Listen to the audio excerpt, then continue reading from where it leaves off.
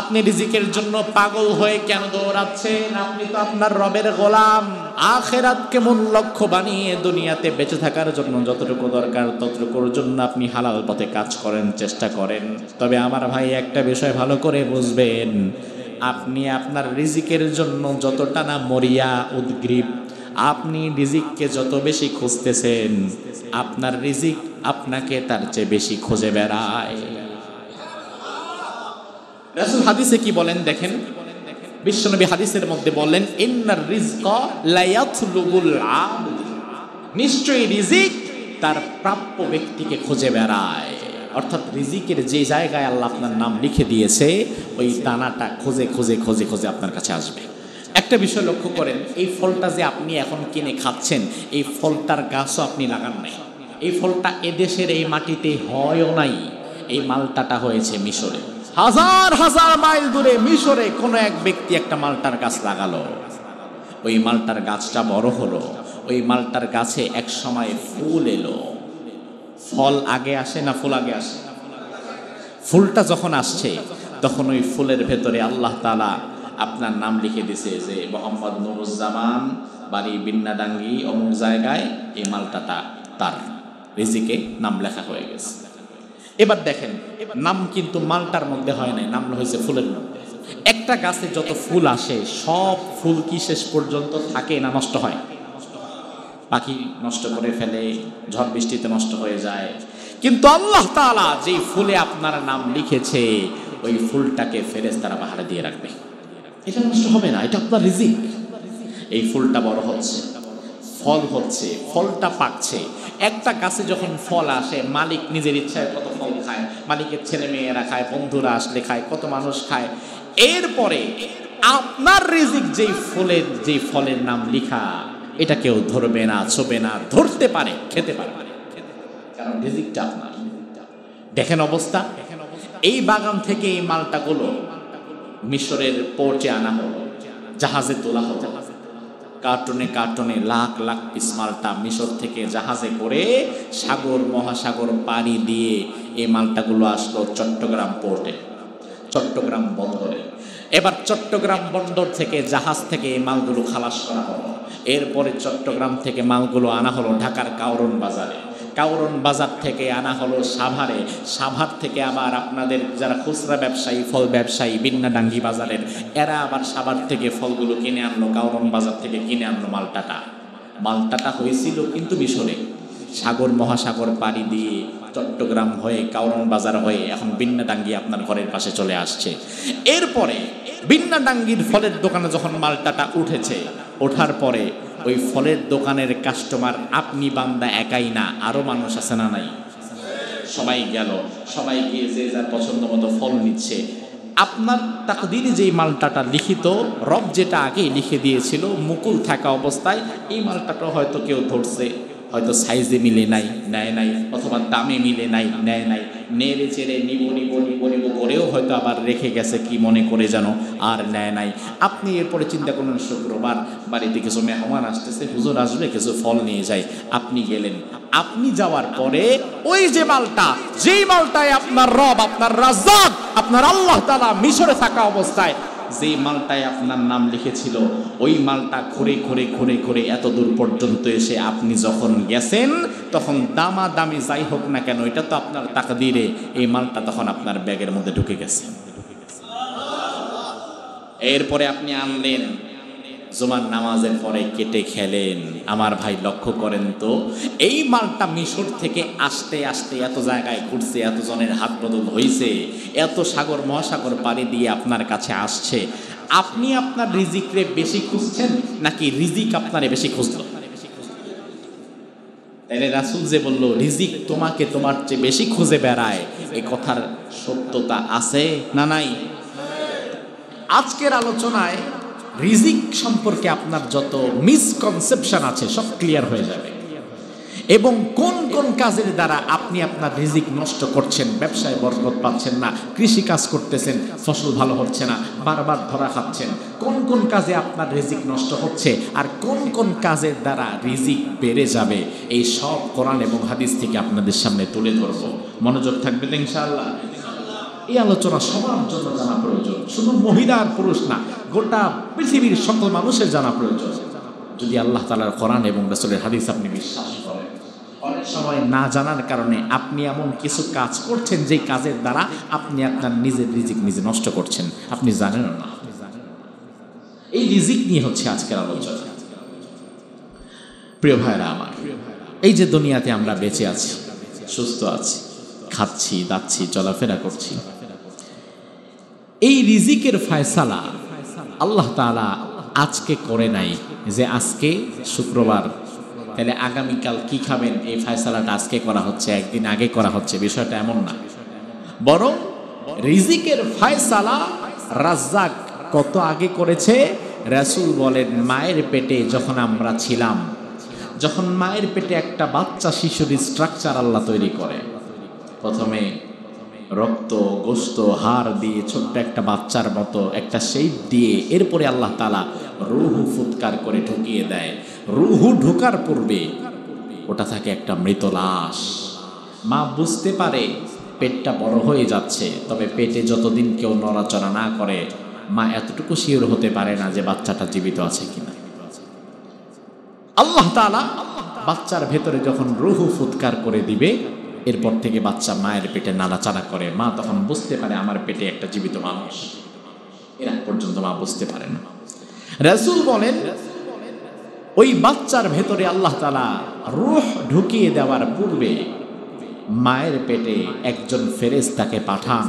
ওই ফেরেশতার দায়িত্ব হচ্ছে মায়ের পেটে ওই বাচ্চার কপালে 4টি বিষয় লিখে দিয়ে যায়।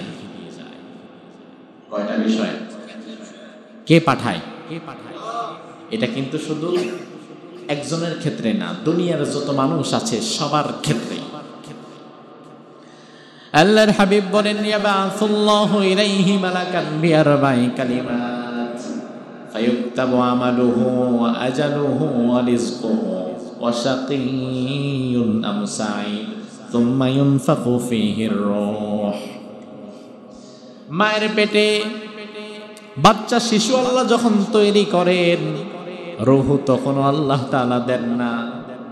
এমন অবস্থায় একজন ফেরেশতাকে পাঠিয়ে দেওয়া হয়। ওই ফেরেশতা মায়ের পেটের ভেতরে এসে 4টি বিষয় লিখে দিয়ে যাবে আল্লাহর হুকুমে। ফেরেশতা, রাসূল বলেন, 1 নম্বরে ফেরেশতা কপালের মধ্যে লিখে ফায়ুকতাবু আমালুহু, তার কাজ কর্মগুলো কেমন হবে। দুনিয়াতে ভালো কাজ অনেক মানুষ করতে পারে না, তার কারণ ভালো কাজ তো তার কপালেই নাই। আবার অনেক মানুষ ইচ্ছা করলেও খারাপ কাজ বাদ দিতে পারে না, তার কারণ খারাপ কাজ ছাড়াটা তার কপালেই নাই। দুনিয়াতে তার কাজগুলো কেমন হবে সেটা আল্লাহ লিখে দিয়েছেন। আল্লাহ লিখছেন বিধায় আপনি করবেন, বিষয়টা এমন না, বরং আপনি করবেন, আল্লাহ আপনার ভবিষ্যৎ জানেন বিধায় লিখে দিয়েছেন। আমার ভাইরা, দুনিয়াতে দেখবেন অনেক সময় এমন অনেক মানুষ আছে যেই মানুষের জন্য খারাপ কাজ করা কঠিন, আবার কিছু মানুষ আছে যাদের জন্য ভালো কাজ করা কঠিন। উদাহরণ দিয়ে বোঝাই, আর 1 মাস পরে এই সময়টাতে মোটামুটি শীত পড়ে যাবে। ডিসেম্বর জানুয়ারিতে শীতের মাত্রা এই সময় আরো বাড়বে। ফজরের সময় শীতের দিন স্বাভাবিকত ঘুম হয় বেশি। প্রচন্ড শীত যখন ফজরের সময়, ওই ফজরের সময় আরামের ঘুম হারাম করে দিয়ে কনকনে শীতের মধ্যে ঠান্ডা পানি দিয়ে ওযু করে আপনাদের মসজিদের প্রথম কাতারে দাঁড়িয়ে জামাতের সাথে নামাজ পড়বে, এমনও কিছু আল্লাহর বান্দা এই এলাকায় আছে না নাই? আমার ভাই, বিষয়টা কিন্তু সহজ না, বিষয়টা কঠিন। তার কারণ ঠান্ডা পানি দিয়ে শীতের দিন ওযু করা আসলেই কষ্টকর, কিন্তু ওই ব্যক্তির জন্য এটা কষ্টকর নয়। ওই ব্যক্তি এত বড় কষ্টের কাজটা নিজের জন্য অভ্যাসে পরিণত করে ফেলেছে। আবার আপনি দেখবেন মানিকগঞ্জ সিনেমা হল অথবা ঢাকা কোনো সিনেমা হল থাকলে ওই সিনেমা হলের মধ্যে কিছু মানুষ গিয়ে সিনেমা দেখে, কিন্তু মসজিদে শীতের দিন ওযু করে প্রথম কাতারে ফজরের নামাজ যে আল্লাহর বান্দা পড়েছে, তাকে যদি আপনি 10,000 টাকাও দেন সে সিনেমা হলে যাবে? তার মানে ভাই আমার বিষয়টা লক্ষ্য করতে পেরেছেন কি? কিছু কিছু মানুষের জন্য জাহান্নামের কাজ করা সহজ, আর কিছু কিছু মানুষের জন্য জান্নাতের কাজ করা সহজ। যার জন্য সিনেমা হলে গিয়ে সিনেমা দেখা সহজ, তার জন্য ফজরের জামাতে দাঁড়িয়ে থাকা কঠিন। আবার যার জন্য ফজরের জামাতে দাঁড়িয়ে থাকা সহজ, তার জন্য সিনেমা হলে গিয়ে সিনেমা দেখা কঠিন। কথা কি ঠিক কিনা? আপনি যদি লক্ষ্য করেন যে আপনার কাজগুলো ভালো হচ্ছে, আপনি ভালো কাজের সাথে সম্পৃক্ত, আপনি নামাজে প্রথম কাতারে থাকেন, সমাজে ভালো কাজ হলে সেখানে আপনি পার্টিসিপেট করেন, ভালো ভালো জায়গায় আপনার অংশগ্রহণ থাকে, তাহলে আলহামদুলিল্লাহ বলবেন, আল্লাহ শুকরিয়া আদায় করবেন, কারণ আল্লাহ তাআলা জান্নাতি কাজের জন্য আপনাকে বাছাই করেছেন। আর আপনি যদি দেখেন আপনার দ্বারা মানুষের অপকার হচ্ছে, আপনার দ্বারা মানুষের ক্ষতি হচ্ছে, আপনার দ্বারা মানুষের হক নষ্ট হচ্ছে, আপনি হরহামেশা মানুষের হক নষ্ট করতেছেন, মিথ্যা কথা বলতেছেন, গীবত করতেছেন, মানুষের বদনাম করতেছেন, আপনি বাজে কাজ করছেন, হারাম কাজ করছেন, আপনার জন্য হারাম কাজ কোনো বিষয়ই না, তাহলে আপনি নিজেকে নিয়ে আবার চিন্তা করেন, কারণ জাহান্নামের কাজ আপনার জন্য আল্লাহ সহজ করে দিয়েছে। খুব ভয়াবহ বিষয়। রাসূল বললেন, এক নম্বরে ফেরেশতা কপালের মধ্যে লিখে দেয় তার কাজ কর্মগুলো।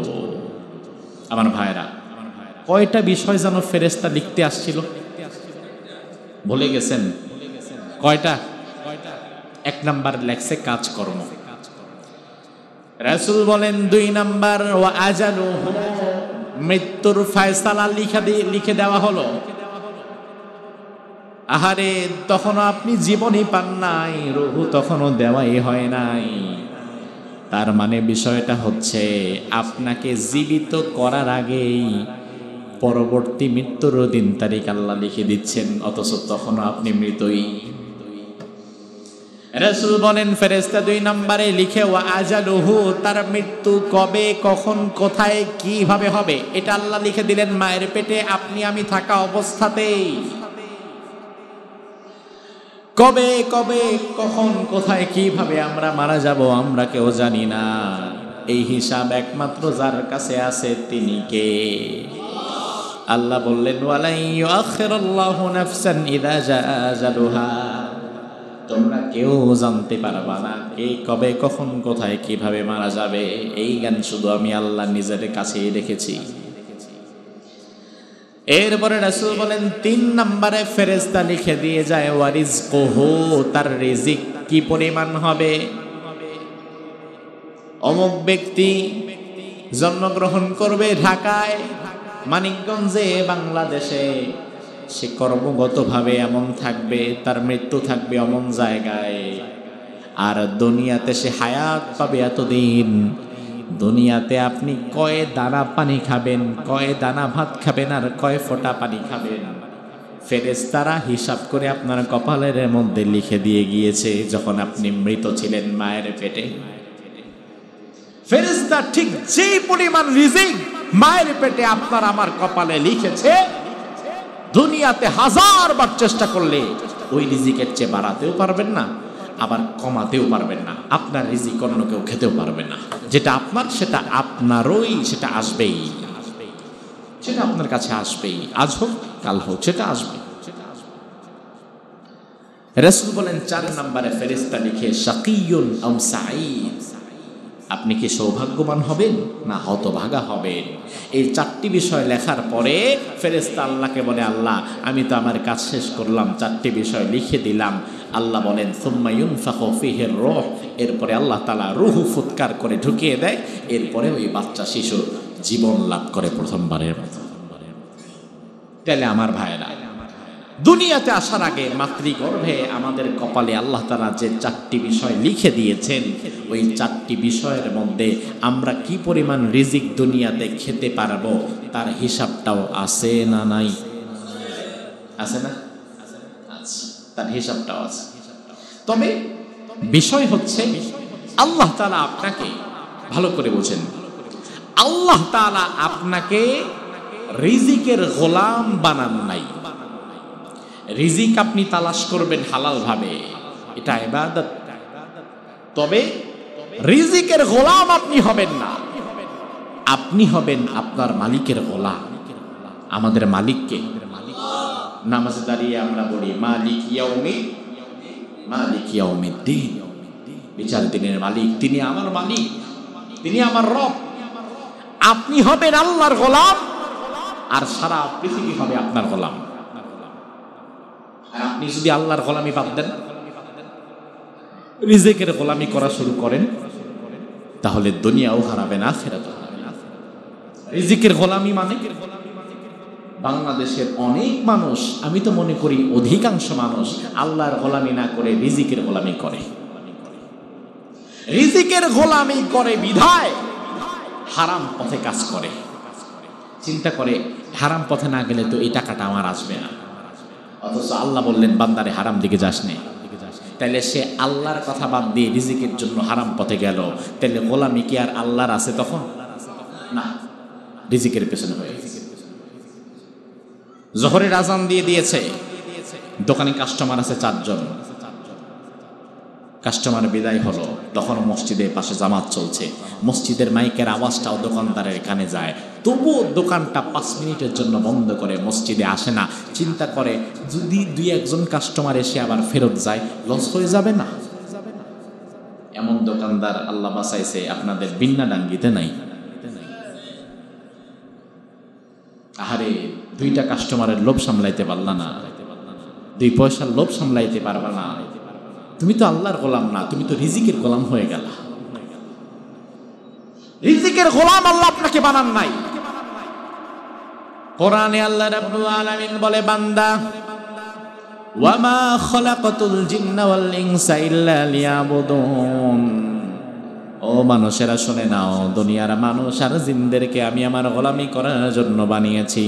দুনিয়ার মানুষ অন্য কারো গোলামি করবে না, অন্য কারো কাছে হাত পেতে মাথা নত করে দাঁড়িয়ে থাকবে না। এই মানুষগুলো শুধুমাত্র একমাত্র হাত পাতবে কার কাছে? চাইবে কার কাছে? এবার আপনি যদি কোরআনকে বলেন, কোরআন আমাকে না হয় আল্লাহ তার গোলামি করার জন্য বানালো, আমাদেরকে আল্লাহ মূলত তার গোলামি করার জন্য বানিয়েছেন।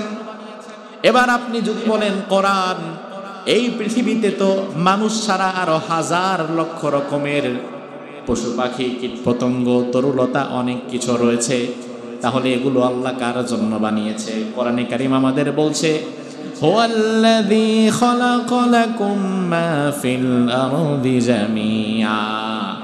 আল্লাহ তাআলা কোরআনের ভাষায় বললেন, ও বান্দারা শুনে নাও, দুনিয়াতে যা তুমি দেখছো, চন্দ্র সূর্য গ্রহ নক্ষত্র আকাশ জমিন সহকারে, তুমি যা দেখো আর যা দেখো না, এই সব কিছু আমি আল্লাহ তাআলা কেবল তোমার জন্যই বানিয়েছি।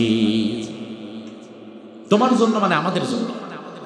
অর্থাৎ এই চন্দ্র আল্লাহর কোনো দরকার নাই, এই সূর্যের আল্লাহর কোনো দরকার নাই, এই জমিনের আল্লাহর কোনো দরকার নাই, এই আসমানের আল্লাহর কোনো দরকার নাই, বৃষ্টির আল্লাহর কোনো দরকার নাই, অক্সিজেনের আল্লাহর কোনো দরকার নাই।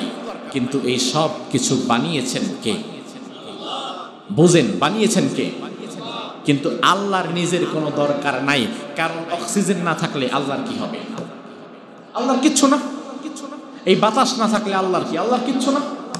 এই বাতাস আল্লাহর সৃষ্টি, তবে অক্সিজেন না থাকলে তো আপনি বাঁচবেন না, এই পানি না থাকলে তো আপনি বাঁচবেন না, এই সূর্য না থাকলে তো আপনি বাঁচবেন না।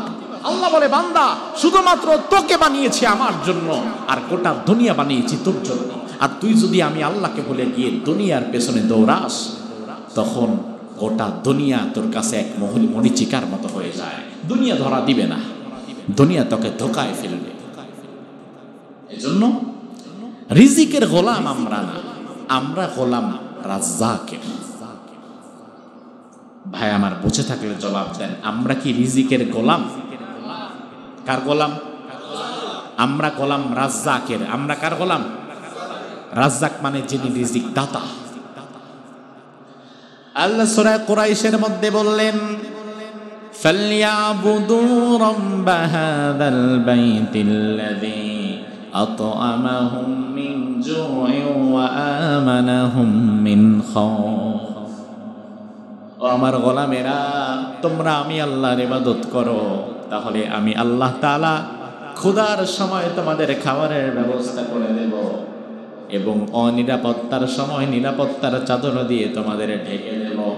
তাহলে আমরা যদি এক আল্লাহর গোলামি করতে পারি, আমাদের রিজিকের ফয়সালা যিনি আসমান থেকে করে দিবেন তিনি কে?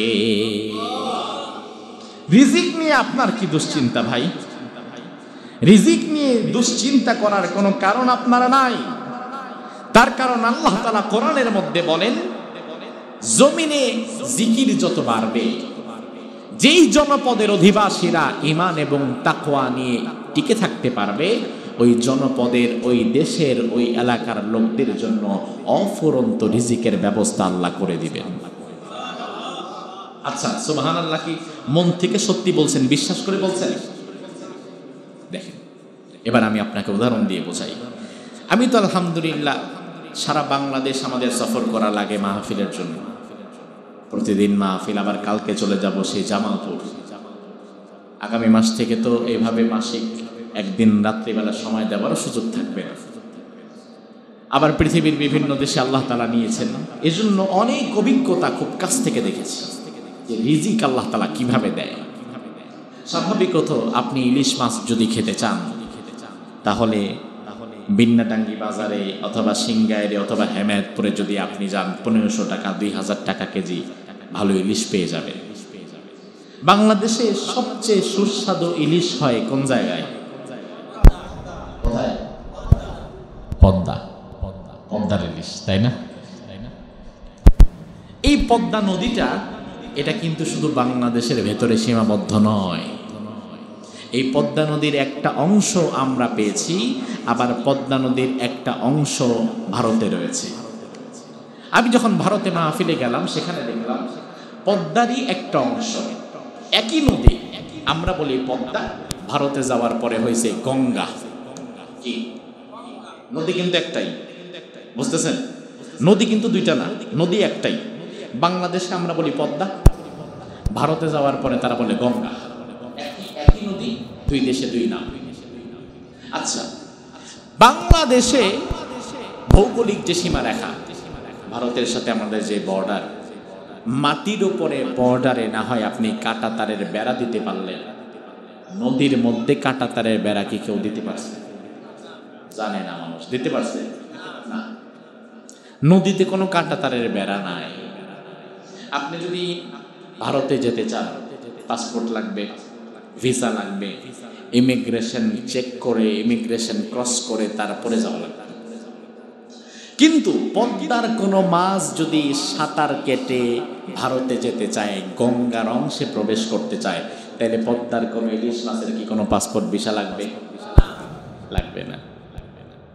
আমি যখন ইন্ডিয়াতে মাহফিলে গেলাম, সেখানে দেখলাম একটা দোকানে বড় করে লিখা, বারাসাতের বোধহয় একটা দোকানে বড় করে লিখা দেখলাম, মাছের দোকান, সেখানে লেখা বিশেষ দ্রষ্টব্য, এখানে বাংলাদেশের পদ্মার ইলিশ পাওয়া যায়। অর্থাৎ আপনার দেশের পদ্মার ইলিশ সেখানে একটা ব্র্যান্ড। আমি বললাম, আপনাদের গঙ্গা ইলিশ হয় না, নদী তো একটাই, আমরা বলি পদ্মা, আপনারা বলেন গঙ্গা, একই নদী, একই পানি, সব এক। কিন্তু বললো যে না হুজুর, আমাদের গঙ্গায় খুব একটা ইলিশ ধরা পড়ে না, ইলিশ থাকেই না এখানে। এরপরেও যদি কিছু থাকে, জেলেরা যদি ধরতে পারেও, ওই ইলিশগুলার মধ্যে স্বাদ আসে না। আপনারা যদি কেউ প্রবাসে থেকে থাকেন, প্রবাসে যদি ইলিশ মাছ খেয়ে থাকেন, তাইলে বুঝবেন যে বাংলাদেশের ইলিশের সাথে বাহিরের ইলিশের পার্থক্য কতটা। আমি যখন 2 মাস আগে মালয়েশিয়াতে মাহফিল করলাম, মালয়েশিয়ার জাতীয় খাবার হচ্ছে নাসি লামা আর নাসি কোরা, অদ্ভুত কিছু খাবার। খেতে খেতে মুখে চর পড়ে গেছে, আর খাওয়া যাচ্ছে না। এক মাহফিলে যাওয়ার পরে আমাকে বললো, হুজুর কি খাবেন? আমি বললাম যে ভাই, যদি পারেন আল্লাহর ওয়াস্তে কিছু বাংলা খাবারের আয়োজন করেন। আর পারতেছি না। তো প্রবাসীরা বাজার ঘাট করে দুপুরবেলা খাবারের আয়োজন করলো। আমি বললাম, কি রান্না করেছেন? গরুর গোশ, মুরগি, ইলিশ মাছ, চিংড়ি মাছ। খুশি হয়ে গেলাম। তো যাওয়ার পরে সবজি দিল, মাছ দিল, খাইলাম, মুরগি দিল খাইলাম, গরু দিল খাইলাম। বললাম যে ভাই, সবই তো খাইলাম, কিন্তু ইলিশ মাছটা যে দিলেন না, ওই দিকটা যে মাছ খাইছেন ওটা তো ইলিশ মাছ। আমি ওইটা ইলিশ মাছ? এ তো ভাতের মারের মতো লাগলো, কোনো স্বাদ নাই, গন্ধ নাই, কিচ্ছু নাই। এটা কোন জায়গার ইলিশ মাছ? আমাদের এখানে তো ফ্রোজেন ফিশ, এগুলো বার্মা থেকে ফ্রিজ আপ করে আনা হয়। বার্মার কিছু মাছ আছে, এগুলো আবার স্বাদ নাই। আমি অবাক, ইলিশ মাছ অথচ স্বাদও নাই, গন্ধও নাই। কিন্তু পদ্মার ইলিশ যদি আপনি বাড়িতে ভাজেন, তাইলে এক বাড়ির গ্রাম পাশের বাড়ির মধ্যেও আছে না নাই? আমার ভাইরা বড় মজার বিষয় লক্ষ্য করেন।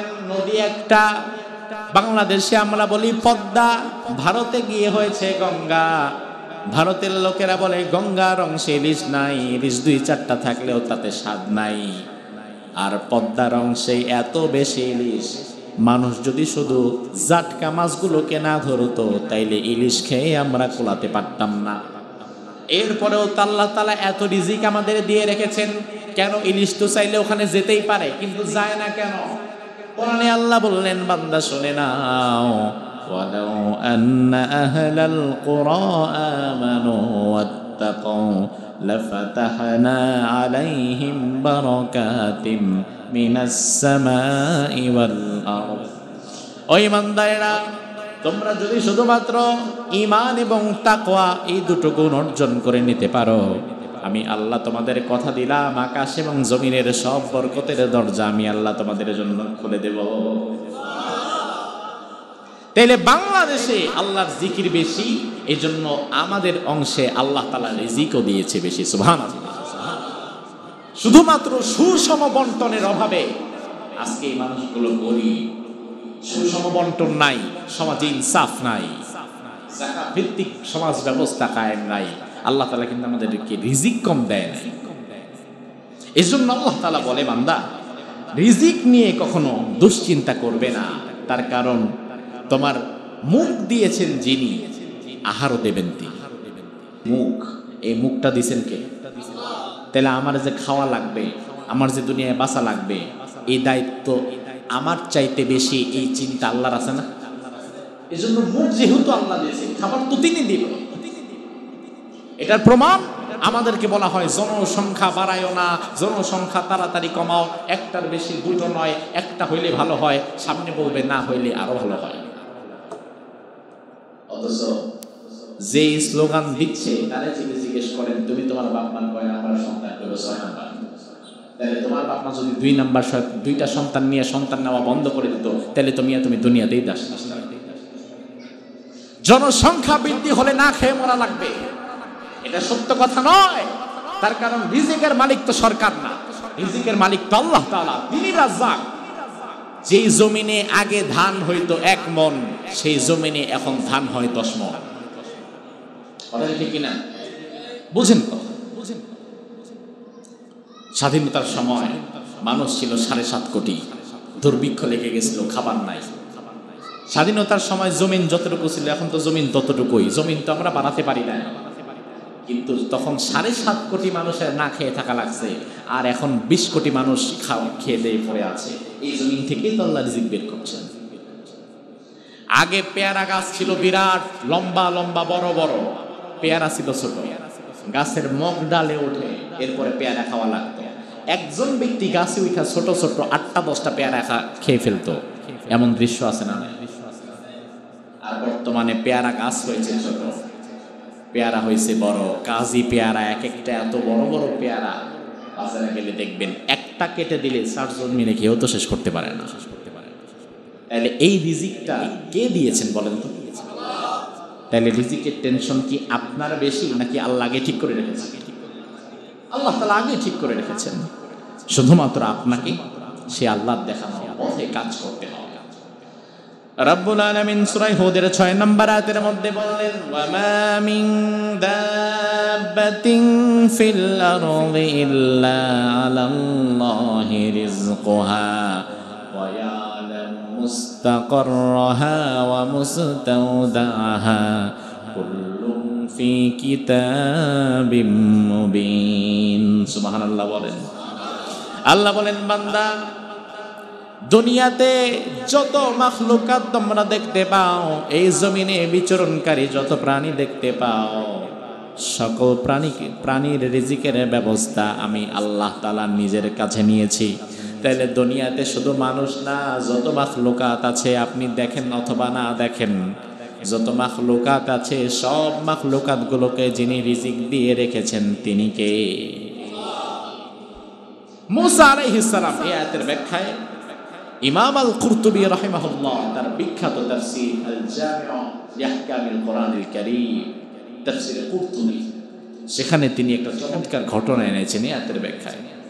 ইমাম আল কুরতুবী রাহিমাহুল্লাহ বলেন, মূসা আলাইহিস সালাম একদিন আল্লাহকে বলে, আল্লাহ তুমি নাকি জমিনে বিচরণকারী সব প্রাণীর রিজিক দাও। আল্লাহ বলে, হ্যাঁ দেই। আচ্ছা, এমন অনেক প্রাণী আছে না, এমন জায়গায় থাকে যেটা খুঁজেও বের করা যায় না, তুমি তাকেও রিজিক দাও? আল্লাহ বলে, হ্যাঁ দেই। আল্লাহ, তাহলে কেমনে দাও আমার একটু দেখা দরকার। আল্লাহর সাথে কথা বলতে পারে তো, এই জন্য মূসা আলাইহিস সালাম আল্লাহ তাআলার কাছে অনেক সময় অনেক অদ্ভুত আবদার করতেন। আল্লাহ, আমি একটু দেখতে চাই, তুমি কেমনে দাও। আল্লাহ বললেন, ঠিক আছে মূসা, ওই পাহাড়ের কাছে চলে যাও। মূসা আলাইহিস সালাম তুরে সাইনার কাছে, একটি পাহাড়ের কাছে চলে গেলেন। তুরে সাইনা এমন এক পাহাড়, রমজানে যখন আমি মিশরে ছিলাম এই রমজানে, তখন দেখলাম বাংলাদেশের পাহাড়ের সাথে মিশরের পাহাড়ের একটা পার্থক্য আছে। বাংলাদেশে যত পাহাড় দেখবেন স্বাভাবিকতে পাহাড়গুলো হয় মাটির। মিশরে যাওয়ার পরে দেখলাম মিশরে কোনো মাটির পাহাড়ই নাই, সব পাহাড়গুলো পাথরের, লালচে হয়ে গেছে, জ্বলে অঙ্গারের মতো শক্ত পাথর। ওই পাথর কেটে কেটে গভর্নমেন্ট রাস্তা বানাচ্ছে, পাথরের পাহাড়।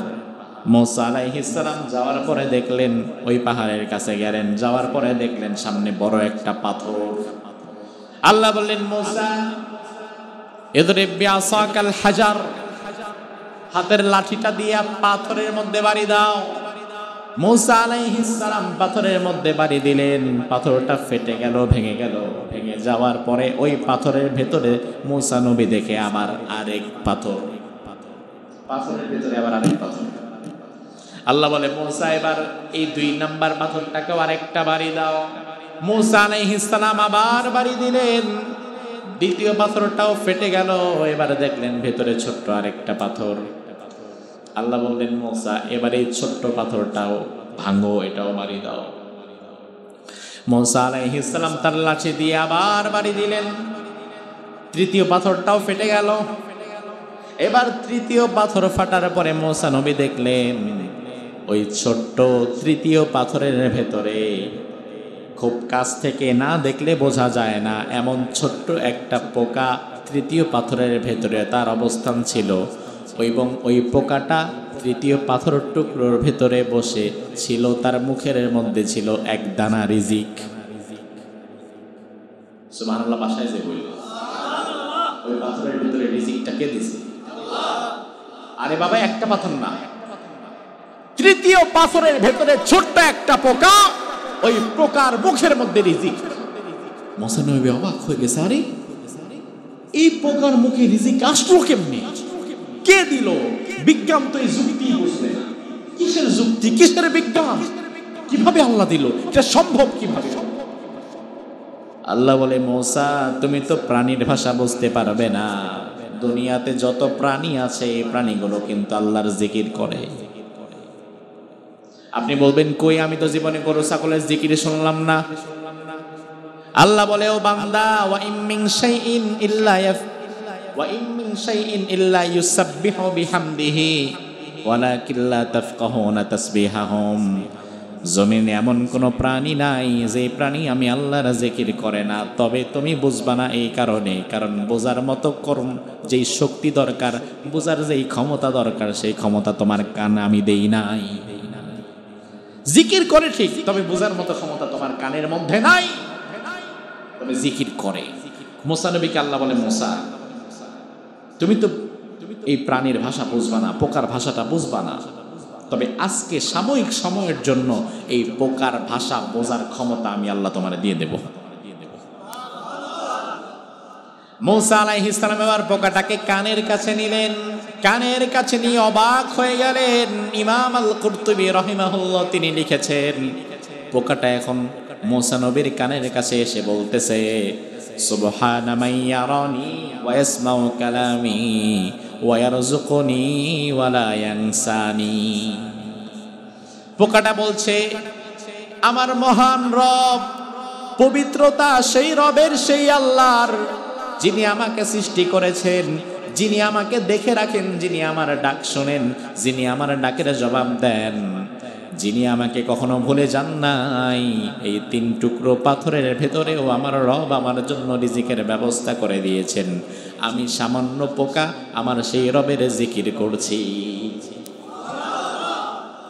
মুসা আলাইহিস সালাম অবাক হয়ে গেলেন, আল্লাহ এইভাবে করে তুমি রিজিক দিতে পারো?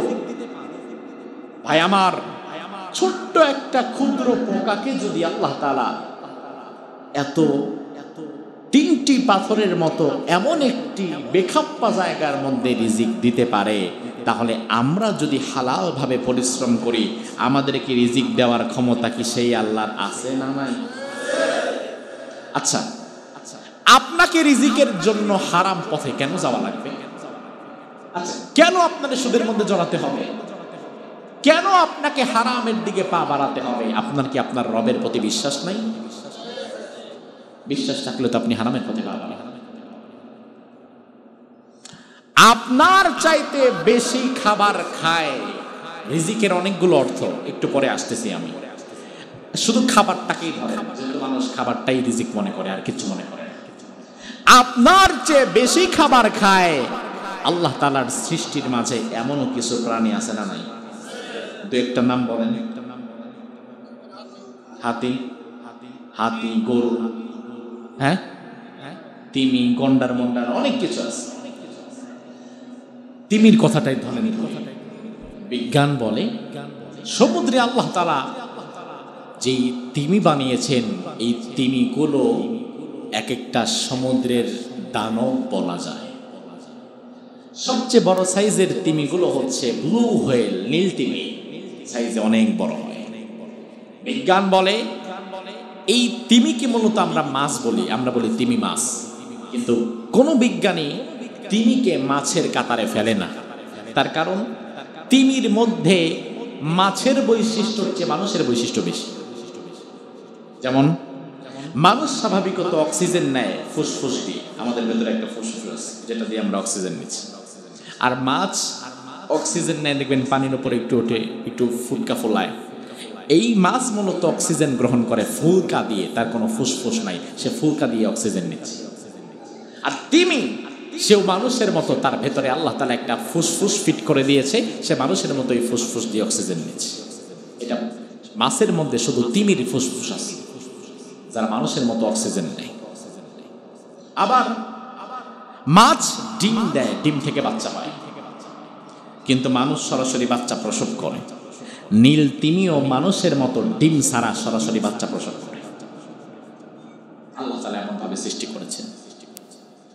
এভাবে করে নীল তিমির এমন কিছু বৈশিষ্ট্য, মানুষ যখন বাচ্চা দেয়, মাছ যখন বাচ্চা দেয়, বাচ্চা হওয়ার পরে কিছুদিন মা মাছের সাথে ঘুরে এরপরে আস্তে করে চলে যায়। মানুষ তার বাচ্চাকে লালন পালন করে দুধ খাওয়ায়। নীল তিমি একমাত্র প্রাণী সমুদ্রের ভেতরে যেই নীল তিমি তার বাচ্চাকে দুধ পান করায়। সুবহানাল্লাহ বলবেন না? তাহলে নীল তিমির মধ্যে মাছের বৈশিষ্ট্য বেশি না মানুষের? মানুষের বৈশিষ্ট্য বেশি। বিজ্ঞান বলে এক একটা প্রাপ্তবয়স্ক নীল তিমির উচ্চতা 100 ফিট লম্বা পর্যন্ত হয়ে থাকে। 100 ফিট, 100 ফিট মানে বোঝেন, একতলা সমান যদি আপনি 10 ফিটও ধরেন, তাহলে 100 ফিট সমান সমান 10 তলা। এক একটা নীল তিমির ওজন 10 তলা সমান লম্বা হয়। বিজ্ঞান বলে এক একটি ব্লু হোয়েল নীল তিমির হাইট 10 তলা, 100 ফিট। তার ওয়েট, তার ওজন হচ্ছে 200 মেট্রিক টন। 200 মেট্রিক টন ওজন। যে ট্রাক আপনি দেখেন, যে ট্রাক দেখলে, ট্রাক তো আমাদের গাড়িগুলারে বলে প্লাস্টিক, যে ট্রাক রাস্তা দিয়ে যায় এত বিশাল দানবের মতো পুরা রাস্তা দখল করে নেয়, এই ট্রাকের ওজনে আছে কিন্তু 4 টন, 5 টন, 7 টন, 10 টন। আর নীল তিমি একটার ওজন 200 মেট্রিক টন। এত বিশাল প্রাণী সাগরের মধ্যে যার অবস্থান, ওই নীল তিমির খাবার কতটা দরকার? বিজ্ঞান বলে এক একটি প্রাপ্তবয়স্ক নীল তিমির প্রতিদিন খাবারের দরকার 4 মেট্রিক টন মাছ, এবং এক একটি নীল তিমি প্রতিদিন 4 মেট্রিক টন মাছ খায়। 4 মেট্রিক টন মানে 1000 কেজিতে 1 মেট্রিক টন, তাহলে 4 মেট্রিক টন সমান সমান 4000 কেজি। আরে আল্লাহ তাআলার সৃষ্টি জগতের মাঝে একটা নীল তিমি প্রতিদিন 4000 কেজি মাছ খাচ্ছে, আর আপনি আশরাফুল মাখলুকাত 60 বছর 70 বছরও 4000 কেজি মাছ আপনার লাগে না। তাহলে আল্লাহ তাআলার নীল তিমি যা খায় এক বেলায়, আপনার তো এতটুকুও লাগে না। সেই মানুষ যখন রিজিকের জন্য হারাম পথে ছুটে, তখন আল্লাহ তাআলা ওই মানুষের রিজিকের মধ্য থেকে বরকত তুলে নেয়। আপনি আশরাফুল মাখলুকাত, নীল তিমির তো তার রিজিকের জন্য অন্যের হক নষ্ট করা লাগে না। নীল তিমির তো তার রিজিকের জন্য হারাম খাওয়া লাগে না। নীল তিমির তো তার রিজিকের জন্য অবৈধ পন্থা অবলম্বন করতে হয় না। ও তো আশরাফুল মাখলুকাত না। ওরে যদি আল্লাহ প্রতিদিন 4000 কেজি মাছ খাওয়াইতে পারে, আমার এক টুকরা মাছ হলেই তো হয়, তাহলে আমার হারামের দিকে কেন যাওয়া? আমি যদি হালাল পন্থায় চেষ্টা করি, আমার তাকদীরে প্রাপ্য রিজিক যেটা লিখিত, সেটা অবশ্যই আমার রব আমার কাছে ফিরিয়ে দিবে, ঠিক কিনা? কিন্তু এই বিশ্বাস আপনার নাই। আপনার বিশ্বাস আপনার রবের প্রতি নাই। বিশ্বনবী হাদিসের মধ্যে বললেন, লাউ আন্নাকুম তাওয়াক্কালতুম আলাল্লাহ হাক্কা তাওয়াক্কুলিহি লা রাযাকাকুম কামা ইয়ারযুকুত তায়র তাগদু খিমাসান ওয়া তারুহু বিতানা। ও আমার উম্মতেরা, তোমরা যদি আল্লাহর প্রতি পাখির মতো ভরসা করতে পারো। কিসের মতো?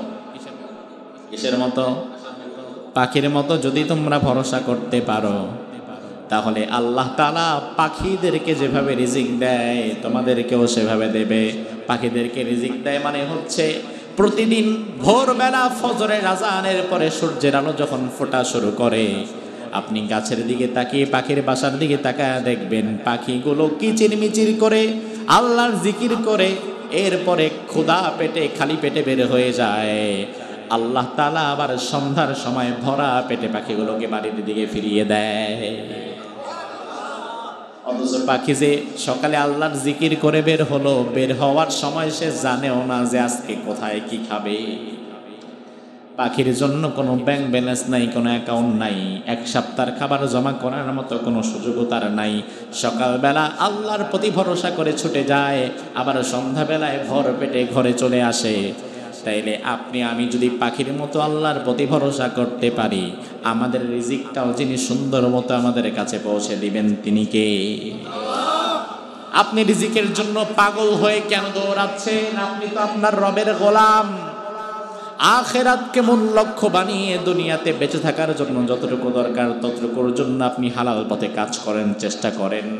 তবে আমার ভাই একটা বিষয় ভালো করে বুঝবেন, আপনি আপনার রিজিকের জন্য যতটা না মরিয়া উদ্গ্রীব, আপনি রিজিককে যত বেশি খুঁজতেছেন, আপনার রিজিক আপনাকে তার চেয়ে বেশি খুঁজে বেড়ায়। রাসূল হাদিসে কি বলেন দেখেন, বিশ্বনবী হাদিসের মধ্যে বললেন, ইন্নার রিজকা লা ইয়াতলুবুল আবদ, নিশ্চয়ই রিজিক তার প্রাপ্য ব্যক্তিকে খুঁজে বেড়ায়। অর্থাৎ রিজিকের যে জায়গায় আল্লাহ আপনার নাম লিখে দিয়েছে, ওই দানাটা খুঁজে খুঁজে খুঁজে খুঁজে আপনার কাছে আসবে। বুঝিয়ে দিই ভালো করে। ওয়েদারের ভিন্নতা, মাটির ভিন্নতা, এ কারণে খুব বেশি মিষ্টি আপেল বাংলাদেশে হয় না। মাটির ভিন্নতা, ওয়েদারের ভিন্নতার কারণে খুব বেশি মিষ্টি মালটাও বাংলাদেশে হয় না। আমরা বাংলাদেশে অধিকাংশ যে মালটার যে আপেলগুলো খাই, এই আপেলগুলো আসে কাশ্মীর থেকে, থাইল্যান্ড থেকে, মালটাগুলো আসে মিশর থেকে, অন্যান্য দেশগুলো থেকে। একটা বিষয় লক্ষ্য করেন, এই ফলটা যে আপনি এখন কিনে খাচ্ছেন, এই ফলটার গাছও আপনি লাগান নাই। এই ফলটা এদেশের এই মাটিতে হয়ও নাই। এই মালটাটা হয়েছে মিশরে, হাজার হাজার মাইল দূরে মিশরে কোনো এক ব্যক্তি একটা মালটার গাছ লাগালো। ওই মালটার গাছটা বড় হলো, ওই মালটার গাছে এক সময় ফুল এলো। ফল আগে আসে না ফুল আগে আসে? ফুলটা যখন আসছে তখন ওই ফুলের ভেতরে আল্লাহ তাআলা আপনার নাম লিখে দিছে যে মোহাম্মদ নুরুজ্জামান, বাড়ি বিন্নাডাঙ্গি, অমুক জায়গায়, এই মালটাটা তার রিজিকে নাম লেখা হয়ে গেছে। এবার দেখেন, নাম কিন্তু মালটার মধ্যে হয় নাই, নাম হয়েছে ফুলের মধ্যে। একটা গাছে যত ফুল আসে সব ফুল কি শেষ পর্যন্ত থাকে না নষ্ট হয়? পাখি নষ্ট করে ফেলে, ঝড় বৃষ্টিতে নষ্ট হয়ে যায়। কিন্তু আল্লাহ তাআলা যেই ফুলে আপনার নাম লিখেছে ওই ফুলটাকে ফেরেশতারা পাহাড়ে দিয়ে রাখবে, এটা নষ্ট হবে না, এটা আপনার রিজিক। এই ফুলটা বড় হচ্ছে, ফল হচ্ছে, ফলটা পাকছে। একটা গাছে যখন ফল আসে মালিক নিজের ইচ্ছায় কত ফল খায়, মালিকের ছেলে মেয়েরা খায়, বন্ধুরা আসলে খায়, কত মানুষ খায়। এরপরে আপনার রিজিক যেই ফলের নাম লিখা, এটা কেউ ধরবে না, ছোবে না, ধরতে পারে, খেতে পারে, কারণ রিজিকটা আপনার।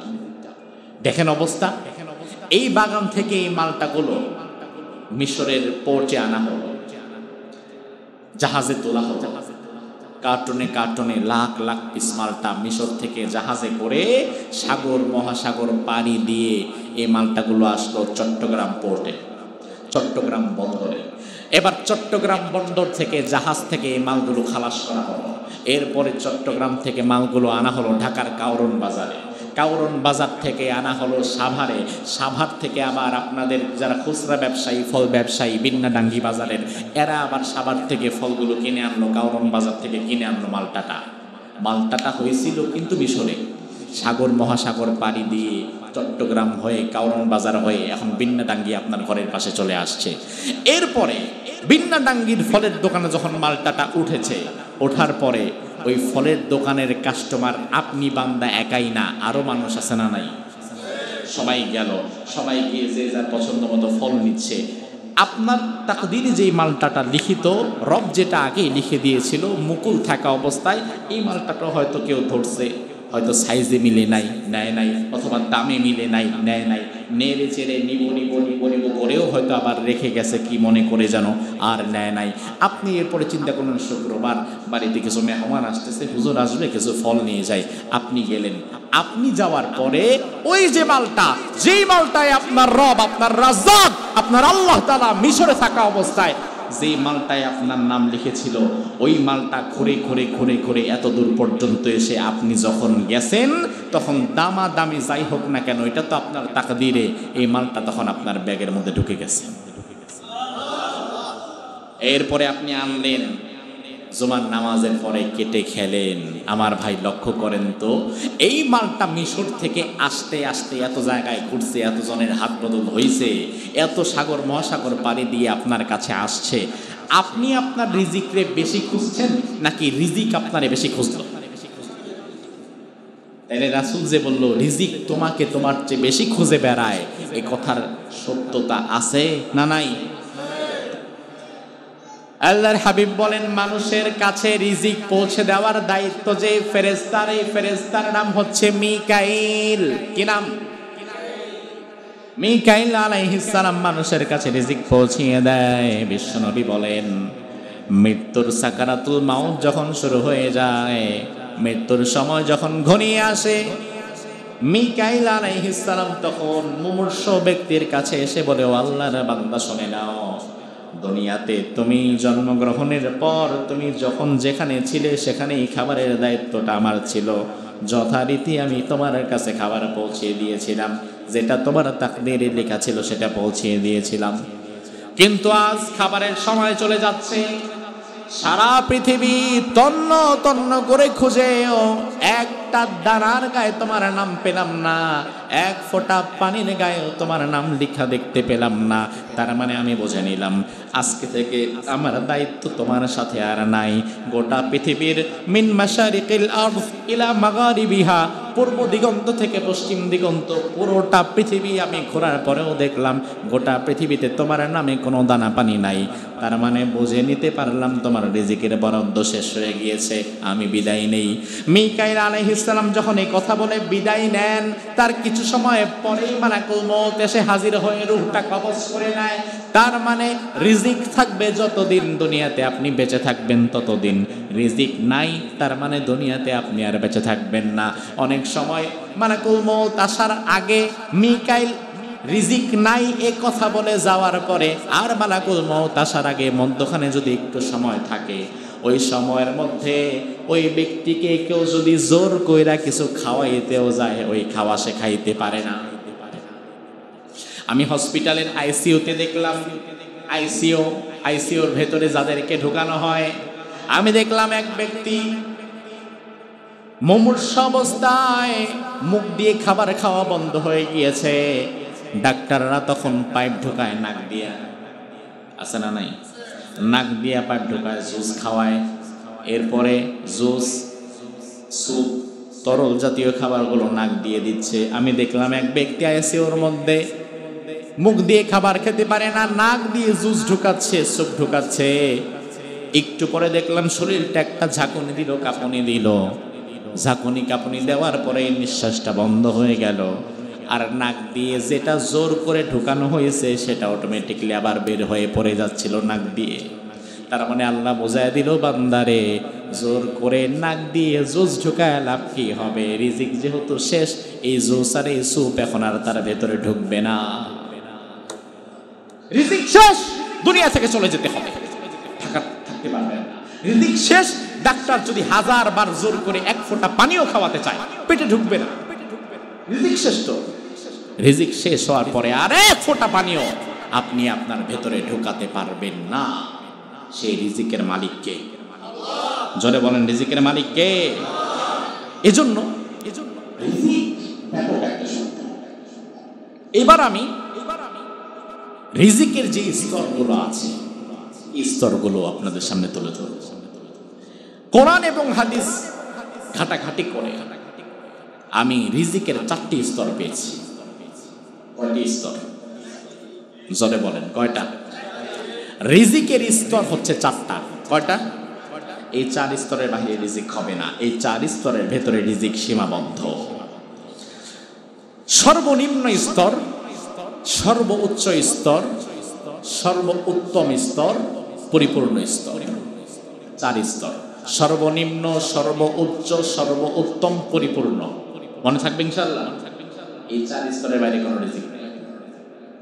সর্বনিম্ন স্তরের রিজিক হচ্ছে টাকা পয়সা, অর্থ সম্পদ।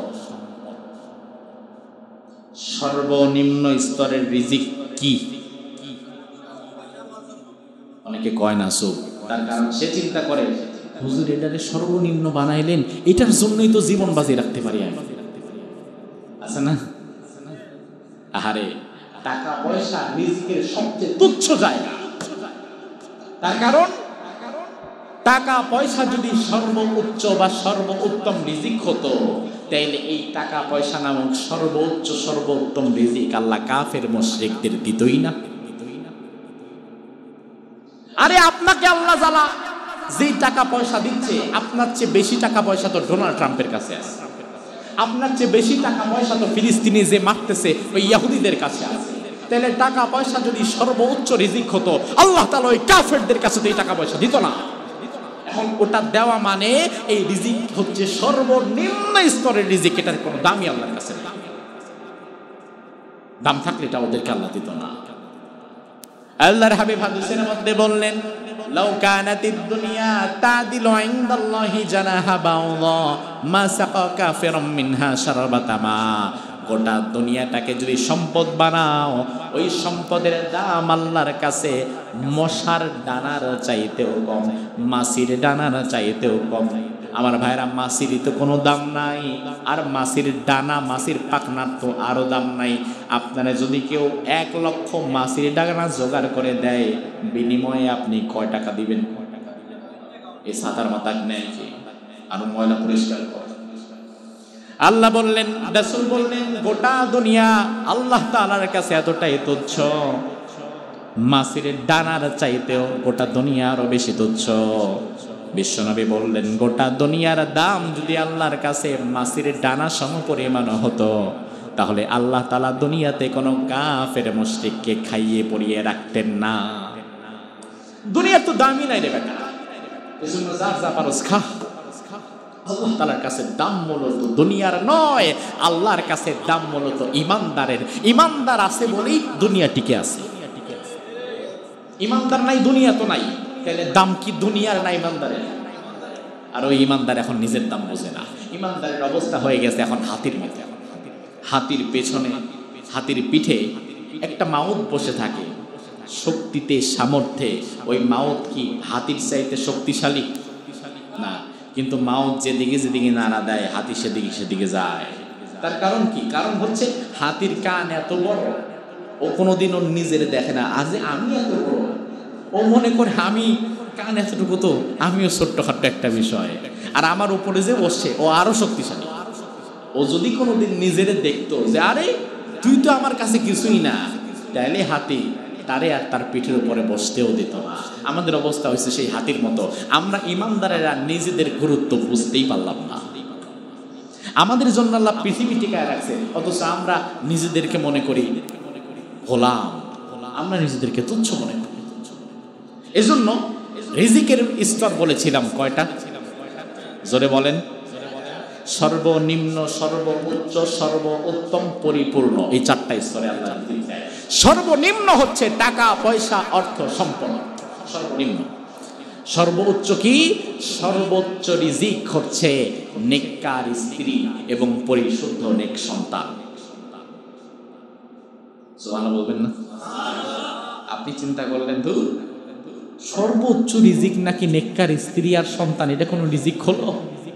আরে ভাই, যার স্ত্রী কথা শুনে না, খারাপ হয়ে গেছে, আরেক বেটার লগে ভাইগা গেছে, সে বুঝে নেককার স্ত্রী কতটা গুরুত্বপূর্ণ।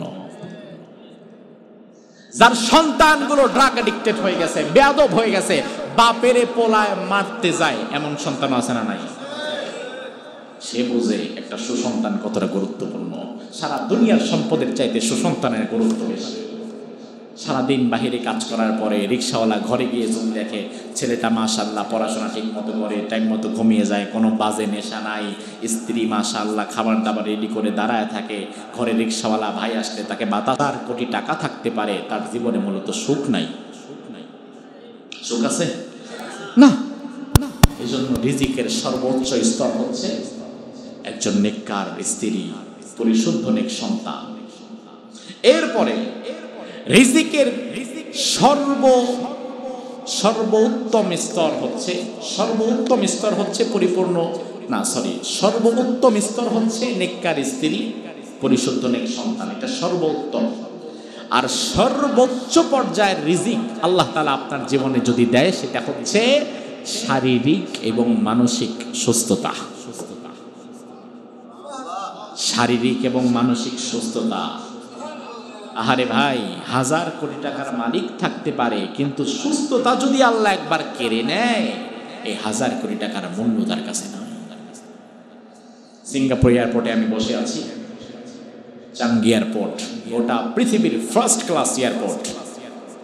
সিঙ্গাপুরে কিছু মানুষ যায় চিকিৎসার জন্য, মাউন্ট এলিজাবেথে চিকিৎসা করায়। সিঙ্গাপুর এয়ারপোর্টে বসে আছি, 6 ঘন্টা ট্রানজিট, মালয়েশিয়া থেকে আসবো, সিঙ্গাপুরে বসে আছি। এমন সময় দেখলাম এক ব্যক্তি, 3-4 জন গার্ড ধরে তাকে নিয়ে আসা হচ্ছে। নাক দিয়ে, 2 নাক দিয়ে পাইপ, অমুক জায়গায় পাইপ, তমুক জায়গায় পাইপ, পুরা শরীর মেশিন পত্র। আমি বললাম উনি কে? পাশ থেকে একজন বলল উনি বাংলাদেশের একটা বিখ্যাত কোম্পানি, নাম বলবো না, ওই বিখ্যাত কোম্পানির মালিক উনি, 1000 কোটি টাকার মালিক। আমি বললাম এই অবস্থা কেন? প্রচন্ড অসুস্থ স্যার, এই জন্য চিকিৎসার জন্য সিঙ্গাপুরে আনা হয়েছে। হাঁটতে পারে না, চলতে পারে না, দাঁড়াইতে পারে না, কথা বলতে পারে না, খাইতে তো আরো আগে পারে না। অথচ টাকা পয়সা আপনি সর্বোচ্চ রিজিক মনে করেন।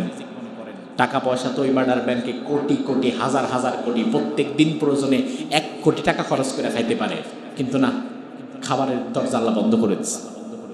এই জন্য আমি হিসাব করে দেখলাম কি জানেন, আমি হিসাব করে দেখলাম 1000 কোটি টাকার মালিক এমন অসুস্থতা আল্লাহ তাআলা ভেতরে দিয়ে রাখছে, সারা দিনে 200 টাকার জিনিসও খাইতে পারে না। অন্যদিকে রিক্সাওয়ালা কামাই করে 600 টাকা, দিনের দিন খায়া ফেলায় 400 টাকা। আছে না নাই? মাঝে মাঝে মাহফিলে যখন এদিক সেদিক যাই, দুপুরের খাবারের প্রয়োজন হলে যখন হোটেলে ঢুকি, তখন দেখি যে ট্রাক ড্রাইভার ট্রাকের থেকে নেমে গামছা দিয়া মুখটা মুইসা, এই গরু লাগা, মানে গরু ছাড়া উনি খাই না।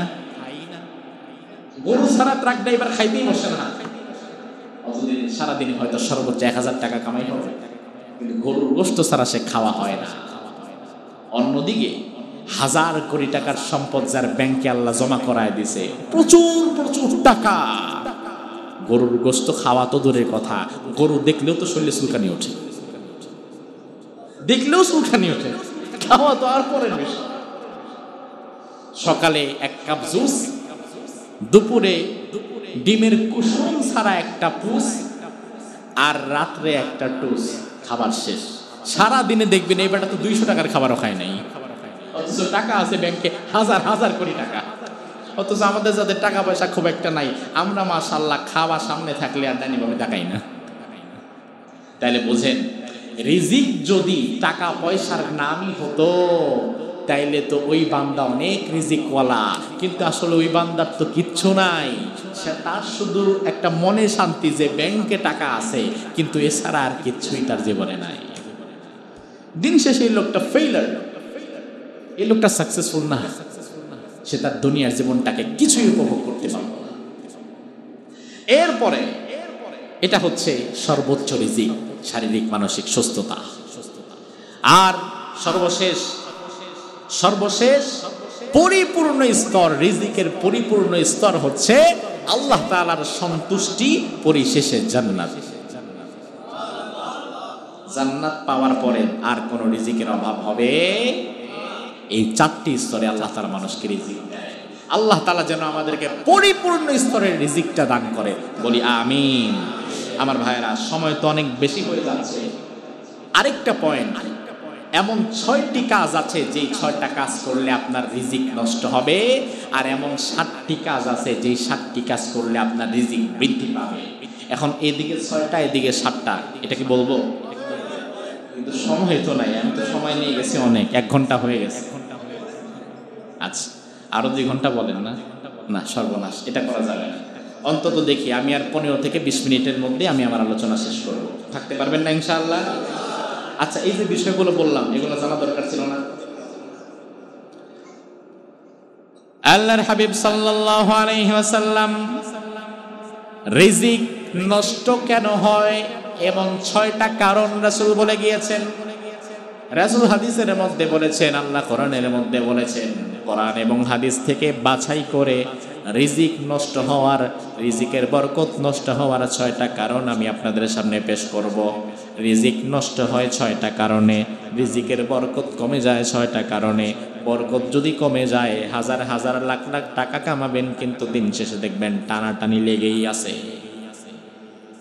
বরকত এমন একটা জিনিস, আল্লাহ তাআলা যদি আপনার জীবনে বরকত দিয়ে দেয়, আপনার বেতন হয়তো মাসিক ইনকাম থাকবে 10,000 15,000, কিন্তু আল্লাহ যদি বরকত দিয়ে দেয়, ওই 10-15 হাজার টাকার মধ্যে এমন ভাবে আল্লাহ চালায় নিবেন, কারো কাছে হাত পাতা লাগবে না, সুন্দর মতো আপনি চলতে পারবেন।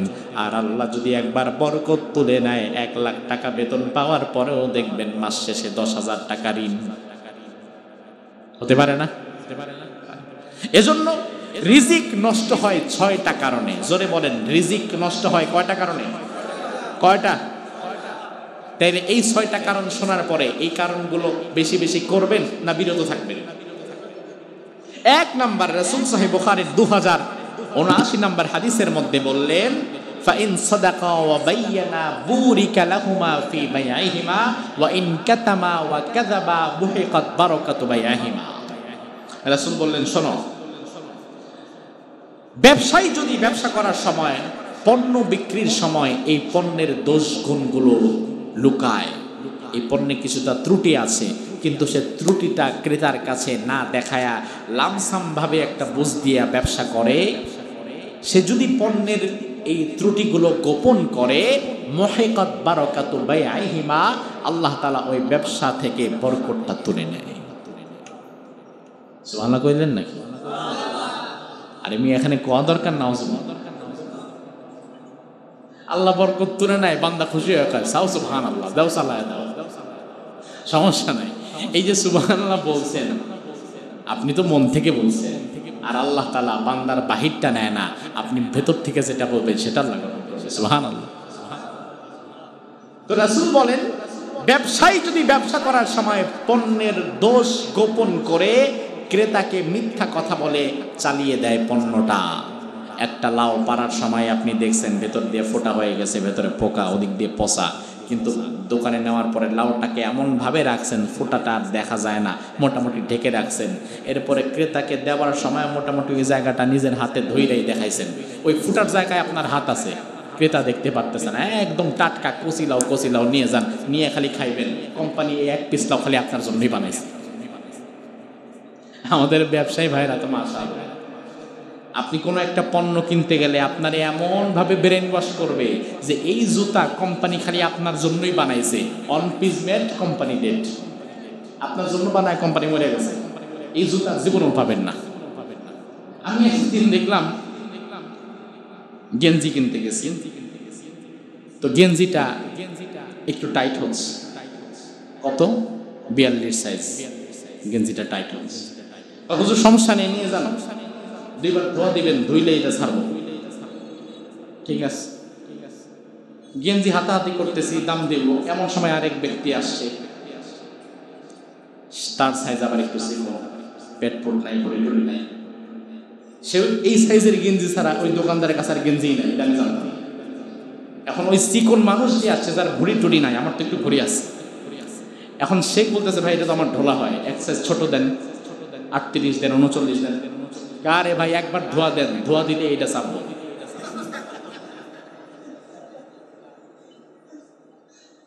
আমি তাকাইছি, এই মেয়ে, এই আমারে কোনদিন ধোয়া দিলে ছাড়বো, আর তারে কোন ধোয়া দিলে চাপবো? আচ্ছা, এমন ব্যবসায়ী কি নাই? অর্থাৎ ব্যবসায়ের কথা হচ্ছে যারে যা দিয়া বুঝাইতে পারি, যারে যা দিয়া বুঝাইতে পারি। আরে রাসূল বলেন, এভাবে করে পণ্যের দোষ যারা গোপন করে, ক্রেতাকে যারা বোকা বানায় ব্যবসা করে, মুহিকাত বারাকাতু বাইহিমা, ব্যবসা থেকে আল্লাহ বরকত তুলে নেয়। মিথ্যা কথার জন্য ব্যবসা থেকে আল্লাহ বরকত তুলে নেয়। এজন্য দেখবেন অনেক পরিশ্রম করতেছে, মনে হবে আরে এত পরিশ্রম করে তার উন্নতি হয় না কেন? হয়তো এমন মিথ্যা কথা বলে, উন্নতি হবে কেমনে? মিথ্যার জ্বালায় টেকা যায় না। এমন মিথ্যাবাদী আছে না? আছে মানে কি? আমরাই যখন মাশাআল্লাহ আবার দোকানে বসি, আমরাই তো এই কাজ করি, ফেরেশতা তো করে না। এরপরে রাসূল বললেন, ব্যবসার মধ্যে রিজিক নষ্ট করে মানুষ আরেকটা ভাবে। সহিহ মুসলিমের 4018 নম্বর হাদিসের মধ্যে বিশ্বনবী বললেন, ইয়াকুম কাসরাতুল হালিফি ফিল বাই'a ফাইন্নাহুমা ইউনাফিকু সুম্মা ইয়ামহাকু। ও দুনিয়ার ব্যবসায়ীরা, ব্যবসা যখন করবা, ব্যবসার মধ্যে অধিক হারে কসম করা থেকে তোমরা বিরত থাকো। তার কারণ অধিক হারে কসম করার পরে হয়তো সাময়িকভাবে তোমার ব্যবসাটা এগিয়ে যেতে পারে, কিন্তু দিন শেষে অধিক হারে কসম করে যে এই ব্যবসা তুমি করেছো, এই ব্যবসাটা দিন শেষে এই ব্যবসা থেকে আল্লাহ বরকত তুলে নেবে। এখন আমাদের দেশে 50 টাকার 1 কেজি আলু বিক্রি করতে গিয়েও আল্লাহর কসম করে এমন ব্যবসায়ীও তো আছে। দাম কত 1 কেজি আলুর? কইব 50 টাকা, আপনি কইবেন না 40 টাকা দেই, কইব আল্লাহর কসম 45 টাকা কিনাই আছে। তাহলে আপনি 45 টাকার নিচে আর নামবেন কেমনে? 1 কেজি আলু বিক্রি করবে, সেও কসম করতেছে। রাসূল বলেন, আহারে, এভাবে কসম যারা করে ব্যবসার মধ্যে, এদের ব্যবসার বরকত আল্লাহ উঠিয়ে নেয়। আচ্ছা, বরকতের মালিক কে? এখন আল্লাহ যদি বরকত তুলে নেয়, তাহলে কে তোমার বরকত দিবে? তোমার কোন বাবা তোমার বরকত? বরকতের মালিক তো বরকত তুলে নিচ্ছে। এরপরে আল্লাহ রাব্বুল আলামিন রিজিক নষ্ট হওয়ার 3 নাম্বার কারণ বললেন সুদ। 3 নাম্বার কারণ কি? জোরে কয় না। তার কারণ সুদের ভাইরাসে আক্রান্ত মানুষ আমাদের সমাজে বেশি না কম? বড় লোকেরা সুদ নেয়, লোন নেয় ব্যাংক থেকে, আর গরিব মানুষ ব্যাংক থেকে লোন না নিলেও সমিতি টমিতি থেকে কিস্তি নিয়ে বইরা লাইছে, আছে না? আল্লাহ কোরআনের মধ্যে বললেন, ইয়ামহাকুল্লাহুর রিবা ওয়া ইউরবিস সাদাকাত। আমি আল্লাহ তাআলা সাদাকাতকে বাড়িয়ে দিয়েছি আর সুদকে আমি আল্লাহ ধ্বংস করে দিয়েছি। তার মানে সুদের উপরে যেই সম্পদের পাহাড় তুমি গড়েছ, এই সম্পদের পাহাড় একদিন না একদিন আল্লাহ ধ্বংস করবেই। আমি আমার জীবনে এ পর্যন্ত কত সুদখোর ভাইকে, কত সুদখোর ব্যক্তিকে নিঃশেষ হতে দেখেছি। সুদ নিয়ে প্রথম কিছুদিন ব্যবসা বাণিজ্য করে ভালোই ছিল, এরপরে যখন যাওয়া শুরু করছে, আমও শেষ, সালাও শেষ, আমসালা বান্দার রশিও শেষ, কিছু নাই। আজকে জুমার আগে সাভার বাসস্ট্যান্ড কেন্দ্রীয় মসজিদে যেখানে জমা পড়াই, আজকে জুমায় ছিলেন নাকি? আমাদের জুমার মসজিদের নিয়মিত মুসল্লি হাজার হাজার মানুষ থাকে। আমি আলোচনা শুরু করি 12:15-তে, মোটামুটি 11টার পরে নিচে বসার আর সুযোগ থাকে না, মানুষজন এসে নিচতলা 2তলা আগে পড়ে ফেলে। তো আজকে আমি একটু উপরে এসে আগে বসলাম, 3য় তলায় আমার একটা ছোট্ট রুম আছে, ওযু করলাম, বসলাম। এক ব্যক্তি আসলেন, সিটি সেন্টার একটা মার্কেট আছে না সাভার, শেষে পরিচয় দিলেন, হুজুর আমি নিয়মিত আপনার জুমার মুসল্লি, সিটি সেন্টারে আমি কর্মরত আছি। তো আমি খুব মুমূর্ষতার চেহারা দেখলাম, সে আমার সাথে কিছু কথা বলতে চাচ্ছে, আবার খাদেম সাহেব আমাকে চা দিচ্ছিল, সে খাদেম সাহেবের সামনে বলতেও যাচ্ছে না, খাদেম সাহেব বের হওয়ার পরে বলতেছে। তার মানে সম্ভ্রান্ত ব্যক্তি হয়তো কিছু কথা বলতে চাচ্ছে যেটা অন্য কারোর সামনে সে বলবে, এটা পারতেছে। সে আমাকে বলল, হুজুর আমি শেষ হয়ে গেলাম, হুজুর আমি এত কাজ করি, এত পরিশ্রম করি, কিন্তু দিন শেষে কোনোভাবেই দাঁড়াতে পারতেছি না। আজকে আমার অবস্থা এমন হয়েছে যে বাসার বাজার করতে গেলেও মানুষের কাছে হাত পাতা লাগতেছে। আমি বললাম, কি করেন? আগে অনেক বড় ব্যবসা করতাম চৌরঙ্গি মার্কেটে, এখন সিটি সেন্টারে একটা দোকানে ওয়ার্কার হিসাবে আছি। সব ব্যবসা তো খোয়াইছি, এখন অল্প পয়সায় ওয়ার্কার হিসাবে কাজ করতেছি। আমার লাখ লাখ টাকার বিজনেস ছিল, প্রত্যেক মাসে লাখ লাখ টাকা আমার উপার্জন ছিল। বলল, হুজুর আমি এখন কোনোভাবেই আর দাঁড়াতে পারছি না, ছেলেটাকে এখন মাদ্রাসায়ও দিছি। আমাকে বলল, হুজুর এখন কি করা যায়, আমাকে একটু পরামর্শ দেন। আমার বাসার থেকে আপনার আলোচনা শুনে আমার স্ত্রীও বারবার বলছে যে হুজুরের সাথে একটু কথা বলো, আমি লজ্জায় আপনার সাথে কথা বলতে চাচ্ছিলাম। আমি বললাম, ভাই কি পরামর্শ দিব আপনাকে, যেহেতু জুমায় চলে যাব, সময় কম, একটা কথা জিজ্ঞেস করি, কোন সমিতি, কোন ব্যাংকে কোনো লোন টোন আছে? বলে, হুজুর 2019 সালে একটা লোন উঠাইছিলাম 7 লাখ টাকা, ওই লোনের এখনো কিস্তি আছে 40,000 টাকা, এটা ছাড়ার নাই। আমি বললাম, ভাই রে, আল্লাহ তাআলা কোরআনে নিজেই বলেছেন, ইয়ামহাকুল্লাহুর রিবা, আমি আল্লাহ সুদের সম্পদ, সুদের সব কিছু ধ্বংস করে দেব, আজকে হোক আর কালকে হোক। কারোটা আজকে হবে, কারোটা কালকে হবে, কারোটা দ্রুত, কারোটা দেরি করে। ধ্বংস হবেই, ধ্বংস হবেই, ধ্বংস হবেই হবে।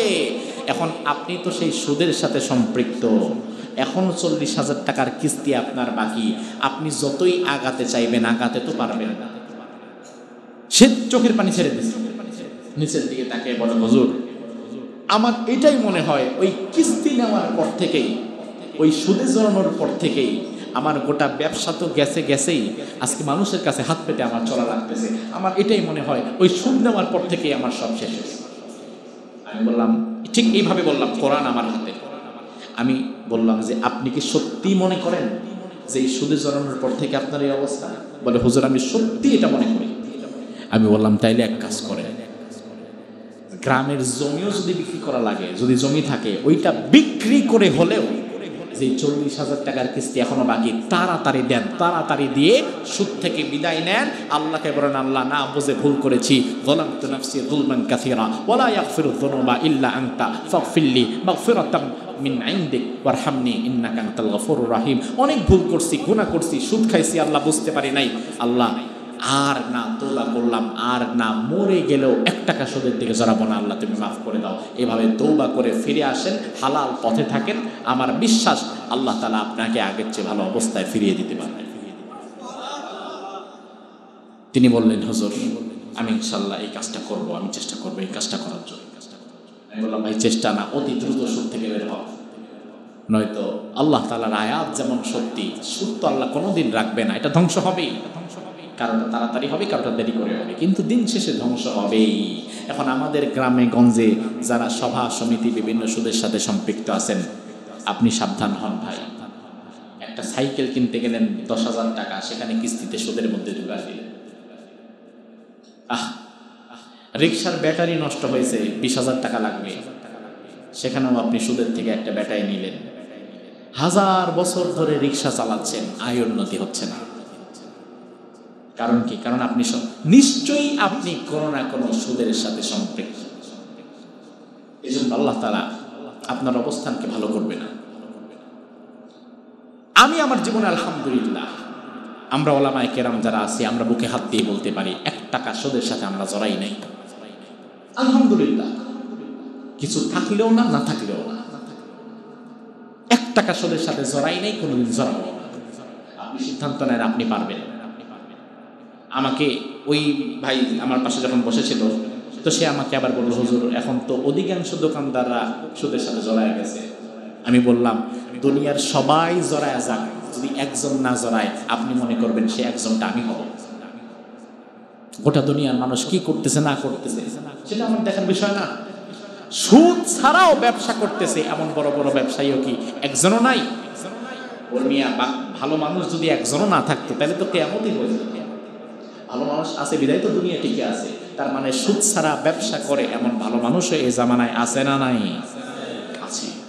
আপনি তাদের পথে হাঁটেন, সুদ করতে পেরেছেন হাঁটেন না।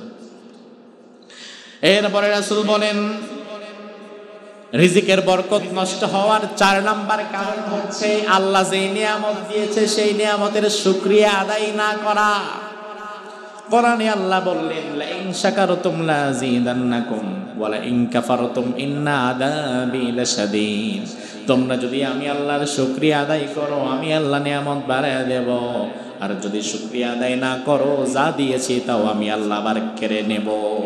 তাইলে আমাদেরকে আল্লাহ যেই নিয়ামত দিয়েছেন, এই নিয়ামতগুলো পাওয়ার পরে আলহামদুলিল্লাহ বলা দরকার আছে না নাই? আপনি কেমন আছেন জবাবে কি বলবেন? কি বলবেন? অনেক মানুষ আছে যার জবান থেকে আলহামদুলিল্লাহ বের হয় না। চাচা কেমন আছেন? হ্যাঁ সুবিধার না, আছে না নাই? ওই তোমার চাচির জ্বর, আমার মাথায় ব্যথা, পোলাটা বিদেশ যাইতে পারবো না, এই সেই দুঃখের আলাপ শুরু করে দিয়েছে। আরে দুঃখের গল্প তো সবার জীবনেই আছে, তো মানুষের দুঃখের গল্প শোনায় লাভ কি? বরং দুঃখের কথাগুলো তুমি তোমার মালিককে শোনাও, তোমার রবকে বলো। মানুষ বুঝে না। এই জন্য আল্লাহ তাআলা বলেন যে শুকরিয়া আদায় না করলে আমি আল্লাহ নিয়ামত কমিয়ে দিই। 5 নাম্বার, রিজিক কমে যাওয়া, রিজিকের বরকত কমে যাওয়ার কারণ হচ্ছে তাকদীরে সন্তুষ্ট না থাকা। ওই যে বললাম আলোচনার শুরুতে, মাতৃগর্ভে যখন ছিলাম তখন একজন ফেরেশতা আমাদের তাকদীরে আমাদের রিজিক, হায়াত, মওত, কাজকর্ম সব লিখে দিয়েছে। দুনিয়াতে আসার পরে দেখলেন আপনার বাড়ি 1 তালা, আপনার ভাই বানাইছে 10 তালা। এখন আপন ভাই আপন ভাইরে নিয়ে হিংসা করে, এমন দৃশ্য আছে না নাই? তাইলে ভাই যদি ভাইরে হিংসা করতে পারে, বাইরের মানুষের কথা তো বাদই দিলাম, নিজের তাকদীরে সন্তুষ্ট থাকে না। আল্লাহর হাবিব বলেন, কোন বান্দা যদি নিজের তাকদীরে সন্তুষ্ট থাকে, আল্লাহর শুকর করে, তাহলে আল্লাহ তাআলা তার রিজিক বাড়িয়ে দেয়। আর কোন বান্দা যদি নিজের তাকদীরে সন্তুষ্ট না থাকে, তার রিজিক আল্লাহ আরো কমিয়ে দেয়। নিজের তাকদীরে সন্তুষ্ট থাকা লাগবে।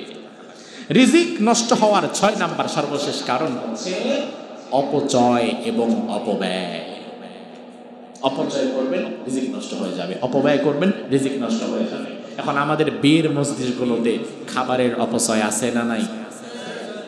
কম না বেশি? খালি বীর মসজিদ বাদ দেন, আপনার ঘরেও তো দিন শেষে কত খাবার নষ্ট হচ্ছে। সকালবেলায় কত ভাত ফালায় দিতে হচ্ছে, কত মানুষ না খেয়ে আছে, আর আপনি রিজিক নষ্ট করতেছেন। বেশি খান তাতে সমস্যা নাই, 1 প্লেটের জায়গায় 10 প্লেট খান তাতেও সমস্যা নাই, কিন্তু নষ্ট করলে সমস্যা। কোরআনের মধ্যে আল্লাহ বললেন, কুলু ওয়াশরাবু ওয়া লা তুসরিফু ইন্নাহু লা ইউহিব্বুল মুসরিফিন। খাও দাও পান করো তাতে সমস্যা নাই, তবে অপচয় করবা না, কারণ অপচয়কারীকে আল্লাহ তাআলা ভালোবাসেন না। এটা হচ্ছে রিজিক নষ্ট হওয়ার 6 নাম্বার কারণ। তাহলে যে 6টা কারণ বললাম, আল্লাহ তাআলা এই 6 কারণ থেকে আমাদের বেঁচে থাকার তৌফিক দান করুন। এখন আমরা শুনব রিজিক বৃদ্ধি করার 7টা আমল। জোরে বলেন। ক্লান্ত হয়ে গেছেন আপনারা না? আজকে তো অনেক সময় ধরে বসে আছেন। রিজিক বৃদ্ধি করার 7টা আমল। 1 নাম্বার আমল হচ্ছে তাকওয়া এবং তাওয়াক্কুল। তাকওয়া মানে আল্লাহর ভয়। আমি হারাম পথে যাব না, দুনিয়ার কেউ না জানলেও আল্লাহ জানতেছে, আল্লাহ দেখতেছে, এই আল্লাহর ভয়ে আমি হারাম পরিত্যাগ করলাম, এটার নাম তাকওয়া। এটার নাম কি? জোরে বলেন। কার ভয়? আল্লাহর ভয়। রিজিক বৃদ্ধির 1 নম্বর আমল তাকওয়া এবং তাওয়াক্কুল। তাওয়াক্কুল মানে ভরসা করতে হবে একমাত্র কার উপর? আল্লাহ কোরআনের মধ্যে বললেন, ওয়া মান ইয়াত্তাকিল্লাহা ইয়াজআল লাহু মাখরাজা ওয়া ইয়ারযুকহু মিন হাইথু লা ইয়াহতাসিব ওয়া মান ইয়াতাওয়াক্কাল আলাল্লাহি ফাহুয়া হাসবুহ। আর কেউ যদি আমি আল্লাহকে ভয় করে তাকে অবলম্বন করে চলে, আমি আল্লাহ তাআলা বিপদ আপদ থেকে বাঁচার জন্য তার রাস্তা বের করে দেব, এবং আমি আল্লাহ তাআলা এমন জায়গা থেকে তার রিজিক দেব যে জায়গা থেকে রিজিক পাওয়ার কোনো কল্পনাও সে করে নাই, এবং আমি আল্লাহ তাআলা ওই বান্দার জন্য যথেষ্ট হয়ে যাব। জান্নুন মিসরি রাহিমাহুল্লাহ বিখ্যাত একজন বুজুর্গ বান্দা, আল্লাহর ওলি ছিলেন। জান্নুন মিসরি রাহিমাহুল্লাহ একদিন 3 টুকরো রুটি নিয়ে সফরে বের হলেন। পথে ক্ষুধা লাগলে খাবেন। কিছু দূর যাওয়ার পরে একটা গাছের নিচে বসলেন। রুটি দুটো খেয়ে ফেলেছেন।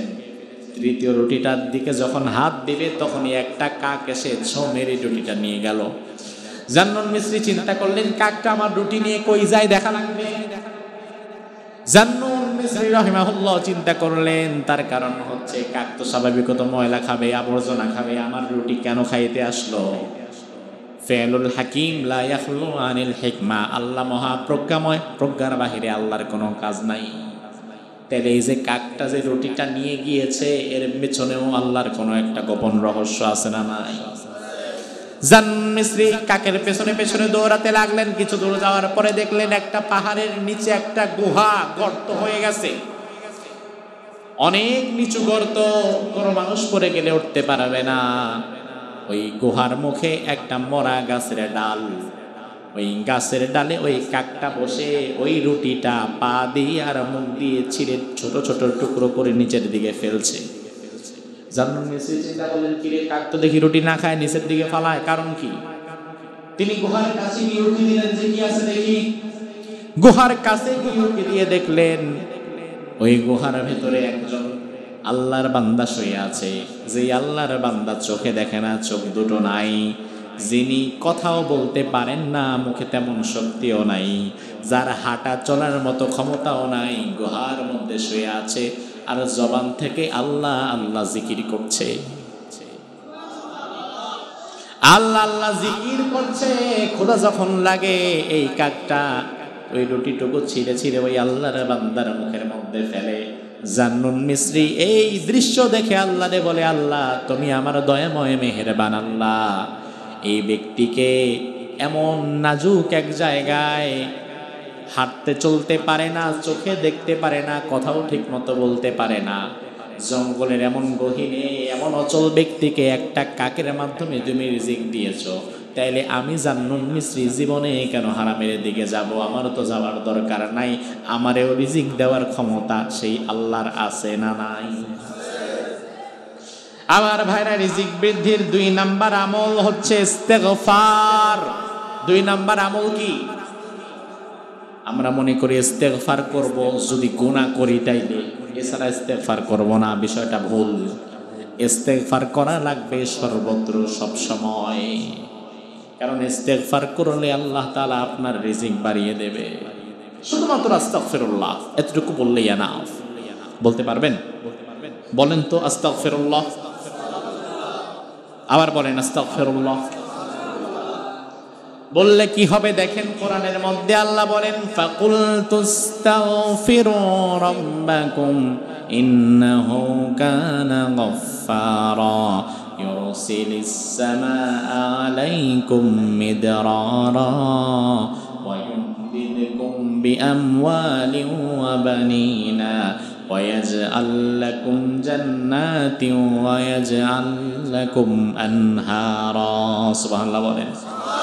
আল্লাহ বললেন ফাকুলতু আস্তাগফিরু রাব্বাকুম, তোমরা তোমাদের রবের ইস্তেগফার করো, তিনি তোমাদের ক্ষমা করে দেবেন।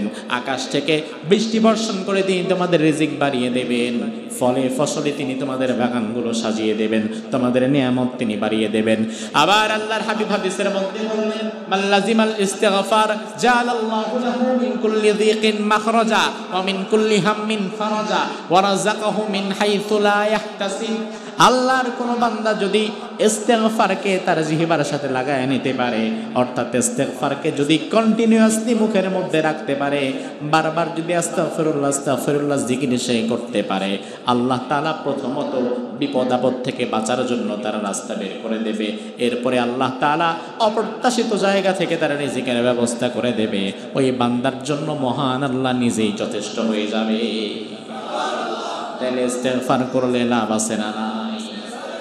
এরপরে রিজিক বৃদ্ধির ৩ নাম্বার আমল হচ্ছে আত্মীয় এবং প্রতিবেশীদের খোঁজ খবর নেওয়া, তাদের হক আদায় করা। আল্লাহর হাবিব হাদিসের মধ্যে বললেন মান আহাব্বা আন ইউবসাতা লাহু ফি রিজকিহি আও ইউনসা লাহু ফি আদালিহি ফালইয়াসিল রাহিমাহু, তোমাদের মধ্যে কেউ যদি তার রিজিক বৃদ্ধি করতে চায়, সে যেন তার আত্মীয়দের খোঁজ খবর নেয়, তাদের সাথে সুসম্পর্ক রাখে। হায়াত যদি বাড়াতে চায়, রিজিক যদি বাড়াতে চায়, তাহলে সে যেন তার আত্মীয়দের খোঁজ খবর নেয়, তাদের সাথে সুসম্পর্ক রাখে। বর্তমান বাংলাদেশে যত দিন যাচ্ছে, আত্মীয় পরিবার পরিজন থেকে মানুষ তত বেশি বিচ্ছিন্ন হচ্ছে। জায়গা জমি নিয়ে ভাই ভাই শত্রুতা, জায়গা জমি নিয়ে বাপে পোলারে দৌড়ায়, পোলায় বাপেরে দৌড়ায়। জায়গা জমি ভাগ হওয়ার আগে খুব সম্পর্ক মামা বাড়ির সাথে, মামা বাড়ির আবদার, কিন্তু জায়গা জমি ভাগ হওয়ার পরে আর মামা ভাগিনার সম্পর্ক থাকে না। জায়গা জমি ভাগ হওয়ার পরে চাচা ভাতিজার সম্পর্ক থাকে না। এই সম্পর্কগুলো আজকে আমাদের দুনিয়ার স্বার্থের কাছে হেরে যাচ্ছে, অথচ এগুলো খুব গুরুত্বপূর্ণ সম্পর্ক। এরপরে রিজিক বৃদ্ধির ৪ নাম্বার আমল হচ্ছে আল্লাহর পথে খরচ করা, দান সদকা করা। কার পথে খরচ করা? কার পথে? আপনি বলুন হুজুর তাহলে ভিক্ষুকও খরচ করবে? হ্যাঁ, ভিক্ষুকও খরচ করবে। ভিক্ষুক সারাদিনে সে আজকে 400 টাকা ভিক্ষা করে খায়। এমনও ভিক্ষুক আছে যার সারাদিনে 50 টাকাও আসে নাই, সে তখন ওই ভিক্ষুককে 20 টাকা দিয়ে দিলে ক্ষতি কি? সে তার সামর্থ্যের লোকে দিক, 5 টাকা দিক, 10 টাকা দিক। আমরা মনে করি যে ধনী শুধু সেই সব সময় দান করবে, আমি গরিব আমি দান করবো না। না, আপনি যদি চান আপনার রিজিক বাড়বে, তাহলে আপনি আল্লাহর পথে দান করেন। আপনি 2 টাকা, 1 টাকা, 5 টাকা আপনার সামর্থ্যের আলোকে দান করেন, তবে দান আপনাকে করা। তার কারণ আপনি যত গরিবই হন না কেন, একটা বিষয় তো স্বীকার করতে বাধ্য হবেন, এই মসজিদে আমার সামনে এখন যারা অবস্থান করছেন, এমন একজন মানুষ এখানে নাই যে রাসূলের সাহাবী বেলালের চাইতে বেশি গরিব। আপনাদের মধ্যে কেউ আছে? আপনাদের মধ্যে বেলাল রাদিয়াল্লাহু আনহু হচ্ছে গরিব কেউ আছেন? থাকলে হাত তোলেন। বেলাল কেমন গরিব? নিজের কাপড়টাও নিজের না। দুনিয়াতে আর কিচ্ছু নাই, নিজের যে একটা পরনের কাপড় যেটা দিয়ে সতর ঢাকা, এটাও আরেকজনের। ওই বেলালকে বিশ্বনবী বললেন, ও বেলাল আনফিক ইয়া বেলাল, ও বেলাল তুমি আল্লাহর পথে খরচ করো, কারণ তুমি গরিব হতে পারো, আরশের মালিক আল্লাহ গরিব নয়। তুমি তোমার সামর্থ্যের আলোকে যা করবা, যতটুকু করবা, ততটুকুই দুনিয়া আখিরাতে আবার তোমারে ফিরিয়ে দিতে পারেন কে?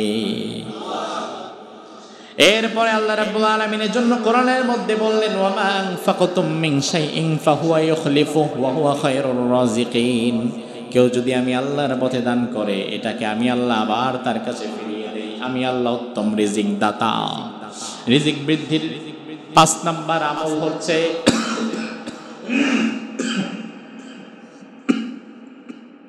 রিজিক বৃদ্ধির 5 নাম্বার আমল হচ্ছে হজ এবং উমরাহ। কি? যদি হজ ফরজ হয়, হজ করে ফেলেন। আর যদি কখনো দেখেন ব্যবসা বাণিজ্য নিয়ে এমন এক পরিস্থিতিতে আটকে গেছেন, কোনোভাবেই আর ঘুরে দাঁড়াতে পারছেন না, তাহলে জীবনের শেষ সম্বলটুকু দিয়ে একবার প্রয়োজনে 1-1.5 লাখ টাকা দিয়ে ওমরা করেন, আল্লাহর ঘরে একবার যান। আল্লাহর হাবিব বলেন, তাবিউ বাইনাল হাজ্জি ওয়াল উমরাহ ফাইন্নাহুমা ইয়ানফিয়ানিল ফাকরা ওয়াদ-দুনুব। হজ সামর্থ্য হলে হজ করে নাও, আর না পারলে ওমরা করে নাও। হজ এবং ওমরা মানুষের গুনাহগুলো মুছে দেয় এবং দরিদ্রতাকে হজ এবং ওমরা মানুষের জীবন থেকে দূরে সরিয়ে দেয়।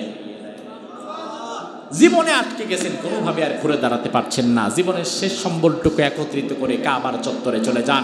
কাবার গিলাফ ধরে আল্লাহরে বলেন, আল্লাহ তোমার ঘরে আসছি, দুনিয়াতে আর কোথাও যাওয়ার আমার কোনো জায়গা নাই।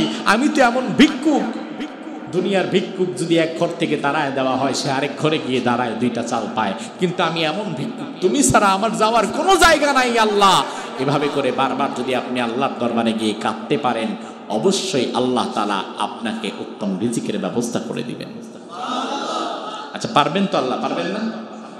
অবশ্যই পারবেন। আমার ভাইরা, রিজিক বৃদ্ধির 6 নাম্বার আমল হচ্ছে সূরা ওয়াকিয়া পাঠ করা। কি করা? ওয়াকিয়া পাঠ করবেন কেমনে? কোরআন শরীফ তো শুদ্ধ করে পড়তেই পারেন না। ইবনে আব্বাস রাদিয়াল্লাহু আনহুকে একজন বললেন, দুনিয়া থেকে আপনি চলে যাবেন, বয়স হয়েছে, পরিবারের জন্য কি রেখে যাবেন? ইবনে আব্বাস রাদিয়াল্লাহু আনহু বললেন, পরিবারের জন্য কিছুই রাখতে পারলাম না, তবে আমি তাদেরকে সূরা ওয়াকিয়ার আমল শিক্ষা দিয়েছি। আমার পরিবার যতদিন সূরা ওয়াকিয়ার আমল করে ঘুমাবে, তাদের রিজিকে কখনো আল্লাহ অভাব দিবে না। এরপরে রিজিক বৃদ্ধির 6টা আমল বলে ফেললাম, এখন সর্বশেষ 7 নাম্বার আমল। এটার পরে আর আজকে কোনো আলোচনা নাই। আপনার তো অনেক কষ্ট হইতেছে না? 6টা যেহেতু শুনছেন, 7 নাম্বারটা শুনবেন ইনশাআল্লাহ। আচ্ছা, খালি কি শুনবেন নাকি আমলও করবেন? সবাই করবেন? কারা কারা করবেন দেখি তো, হাত নামান। রিজিক বৃদ্ধির 7 নাম্বার আমল হচ্ছে বিয়ে করা। এখন করবেন? হাসে, বিয়ে তো করছেনই, তাহলে পারেন না রিজিক। একজন সাহাবী এসে বললেন, ইয়া রাসূলুল্লাহ, আমার তো খাইতে দিতে পারি না, কি করব? রাসূল বললেন, কোরআনে আল্লাহ বলেছেন, ইয়া কোনো ফুকরা, যদি ফকির হও বিয়ে করো, ইউগনিহিমুল্লাহু মিন ফাদলি, আল্লাহ তাআলা আপন অনুগ্রহে তোমাকে ধনী বানায় দিবে। ওই সাহাবী গিয়ে বিয়ে করছে একটা, 2 দিন পরে আবার এসে কই অবস্থা তো আগের মতোই, চলতে ফিরতে তো পারি না। রাসূল আরেকটা করো, আবার করছে, আবার এসে পায় ওই অবস্থা তো আগের মতোই।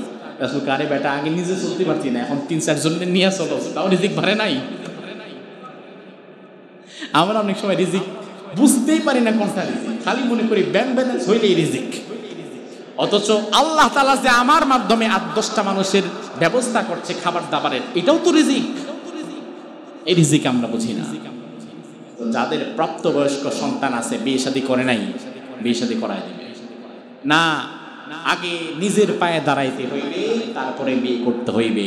এই নিজের পায়ে দাঁড়াইতে দাঁড়াইতে ছেলে যে দিক দিয়ে কত খারাপ হয়ে যাচ্ছে, তার চরিত্র নষ্ট হয়ে যাচ্ছে, এই জন্য ওই বাবা দায়ী।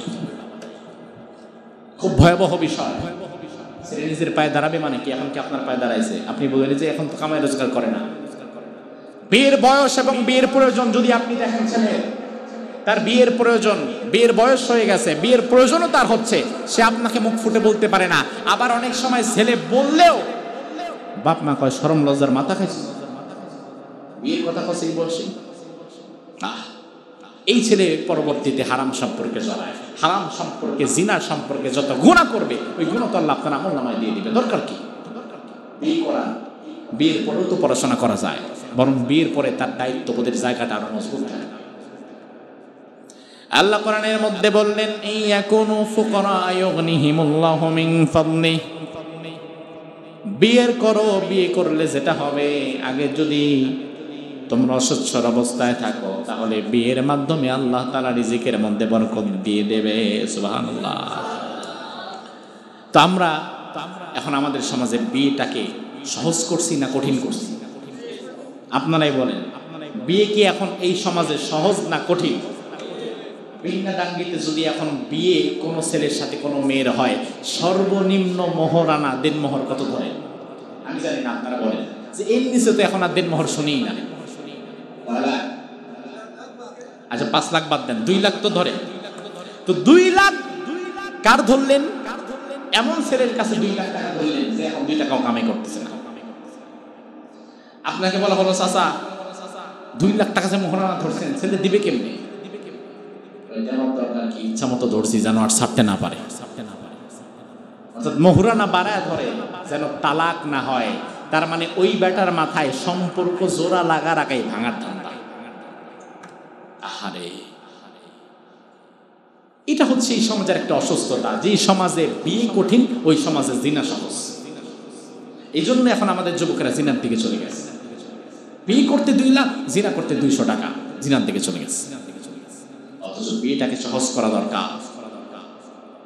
আবার সরকারি চাকরি প্রাপ্ত ছেলে তো মোটামুটি বিয়ের ক্ষেত্রে অগ্রাধিকার পায়, চরিত্র না থাকলেও হইল। নামাজি, পরহেজগার, ইমানদার, মুত্তাকি, ভালো ছেলে এমন দেখে না। মেয়ের বাবা ছেলে কি করে? ছেলে সরকারি চাকরি করে। বয়স কত তাও জিজ্ঞেস করে না, বয়স মোটামুটি বাপের কাছাকাছি। না এমন নাই। এটা তো এই সমাজের বাস্তবতা, রোগ। আল্লাহর হাবিব আলীকে বললেন, আলী বিয়ে করবা নাকি? বয়স হয়েছে, করা তো লাগবে। আলী রাদিয়াল্লাহু আনহু রাসূল আলীকে নিজে লালন পালন করেছেন। রাসূলের কাজিন, রাসূলের চাচাতো ভাই, বিশ্বনবীর কন্যা ফাতেমা রাদিয়াল্লাহু আনহার জন্য অনেক প্রস্তাব আসছিল, দূর দূরান্ত থেকে, অনেক ভালো ভালো বংশ থেকে প্রস্তাব আসছিল। আল্লাহর হাবিব ফাতেমার কাছে কোনো প্রস্তাব আসলে ফাতেমার কাছে নিয়ে যেতেন, নিয়ে বলতেন, ফাতেমা প্রস্তাব এসেছে বিয়ের জন্য, আমি কিছু বলবো না, তবে তুমি যেটা ভালো মনে করবা আমি সেখানে একটা রায় দেব। কারণ বিয়ের ক্ষেত্রে মেয়েরও একটা পছন্দ থাকার দরকার আছে না নাই? খালি নিজের পছন্দ চাপায় দিয়েন না। বিশ্বনবী কোনো প্রস্তাব কনফার্ম করলেন না, পেন্ডিং রাখলেন, ফাতেমার উপরে ছেড়ে দিলেন। আল্লাহর হাবিব সাল্লাল্লাহু আলাইহি ওয়াসাল্লাম চিন্তা ভাবনা করে দেখলেন, আমার মেয়ের জন্য উত্তম পাত্র হতে পারে আমার চাচাতো ভাই আলী। আলীকে বললেন, আলী বিয়ে করবা? হ্যাঁ করব। ফাতেমাকে কেমন লাগে? আপনি ফাতেমার বাবা, আপনি যদি বলেন তাইলে তো আমার কোনো আপত্তি নাই। আলী রাজি। বিশ্বনবী ফাতেমাকে গিয়ে বলেন, ফাতেমা তুমি রাজি আছো নাকি? আলীকে তোমার কেমন লাগে? ফাতেমা বলে, আলহামদুলিল্লাহ, আপনি যা বলবেন সেটাই। তাইলে মিয়া বিবি রাজি, তোকে একা রেখা কাজী, পাত্র রাজি, পাত্রী রাজি, আর সমস্যা নাই। এখন আসছে মহারানা। যে মহারানা নিয়ে বাংলাদেশে বিয়ার মজলিসে ঝগড়াও বাঁধে, তাই না? সব ঠিকঠাক, বিয়ের ক্ষেত্রে দেখবেন 2 পক্ষ মহারানার অঙ্ক দর কষাকষি করে এবার ঝগড়া লাগছে। আমাদের মেয়ে 5 লাখের কমে আমরা ছাড়বই না, আমাদের ছেলের কাছে এত টাকা দামে মেয়ে আমরা নিবই না। ছেলের যদি সামর্থ্য থাকে 5 লাখ কেন, 5 কোটিতেই বিয়ে করবে, সমস্যা নাই। আর সামর্থ্য না থাকলে আপনি চাপিয়ে দিচ্ছেন কেন? আলী বললেন, রাসূল বললেন, আলী বিয়ে যে করবা মহারানা দেয়া লাগবে, কারণ মহারানা দেয়াকে ফরজ করেছেন কে? মহারানা কে দিবা, টাকা পয়সা কই? আলী রাদিয়াল্লাহু আনহু বলেন, ইয়া রাসূলুল্লাহ, আমার অবস্থা তো আপনি ভালো করেই জানেন, খাইতেই পারি না ঠিক মতো, আবার মহারানা টাকা কই? কি সম্পদ আছে? কিচ্ছু নাই। কিছু তো আছে? বলে হ্যাঁ থাকার মধ্যে আছে। আমি যেহেতু যুদ্ধ করি, মুজাহিদ, আমার এক হাতে থাকে তলোয়ার, আরেক হাতে কি কি এক হাতে ঢাল, আরেক হাতে তলোয়ার, আমার এই 2টাই আছে, আর কিচ্ছু নাই। বিশ্বনবী বললেন, তলোয়ার দিয়ে জিহাদের সময় তলোয়ার প্রয়োজন, তলোয়ার ছাড়া জিহাদ হবে না, তবে ঢালটা কিছুদিন না থাকলেও চলবে। ঢালটা বিক্রি করে তারপরে মহারানা দাও। আলী রাদিয়াল্লাহু আনহু ঢালটা নিয়ে চলে গেলেন বাজারে, বিক্রি করবেন। বাজারের মধ্যে ঢাল নিয়ে বসে আছে, বিক্রি করবেন। অনেক ক্রেতা আসে, দামাদামি করে, দামে মিলে না, নেয় না, চলে যায়। এমন সময় সেই বাজার দিয়ে যাচ্ছিলেন রাসূলের দুই মেয়ের আরেক জামাই, ওই জামাইয়ের নাম হচ্ছে ওসমান। কি নাম? কয় মেয়ের জামাই? এক মেয়ে মারা যাওয়ার পরে রাসূল আরেক মেয়ে তাকে বিয়ে দিয়েছেন, ওসমান জিন্নুরাইন। ওসমান দেখে আরে আলী বসে আছে বাজারে, সাথে আবার ঢাল। কি ব্যাপার আলী, কি জন্য আসছো? ঢালটা বিক্রি করবো। কেন বিক্রি করবা? একটা খুশির খবর আছে, আমার তো বিয়ে ঠিক হয়েছে। বিয়ে ঠিক হয়েছে? আমি তো শুনলাম না। কার সাথে বিয়ে ঠিক হয়েছে? আপনার শালীর সাথে। শালী না? ওসমান রাদিয়াল্লাহু আনহু রাসূলের বড় দুই মেয়েকে বিয়ে করেছে, ফাতেমা ছোট মেয়ে। তো বিয়ে কার সাথে ঠিক করলেন? আপনার শালীর সাথে। এবার ওসমান রাদিয়াল্লাহু আনহু চিন্তা করলো, আমার শালীর সাথে ফাতেমার সাথে বিয়ে, আমি জানলাম না। ঠিক আছে, ঢাল কত হলে বিক্রি করবো? আপনি যা দিয়ে খুশি। ওসমান রাদিয়াল্লাহু আনহু বললেন, এই নাও 100 মোহর। অথচ এত ঢালের দাম নাই। আলী টাকাটা নেবে। ঢালটা এখন ঢালের মালিক কে? ঢালের মালিক কে?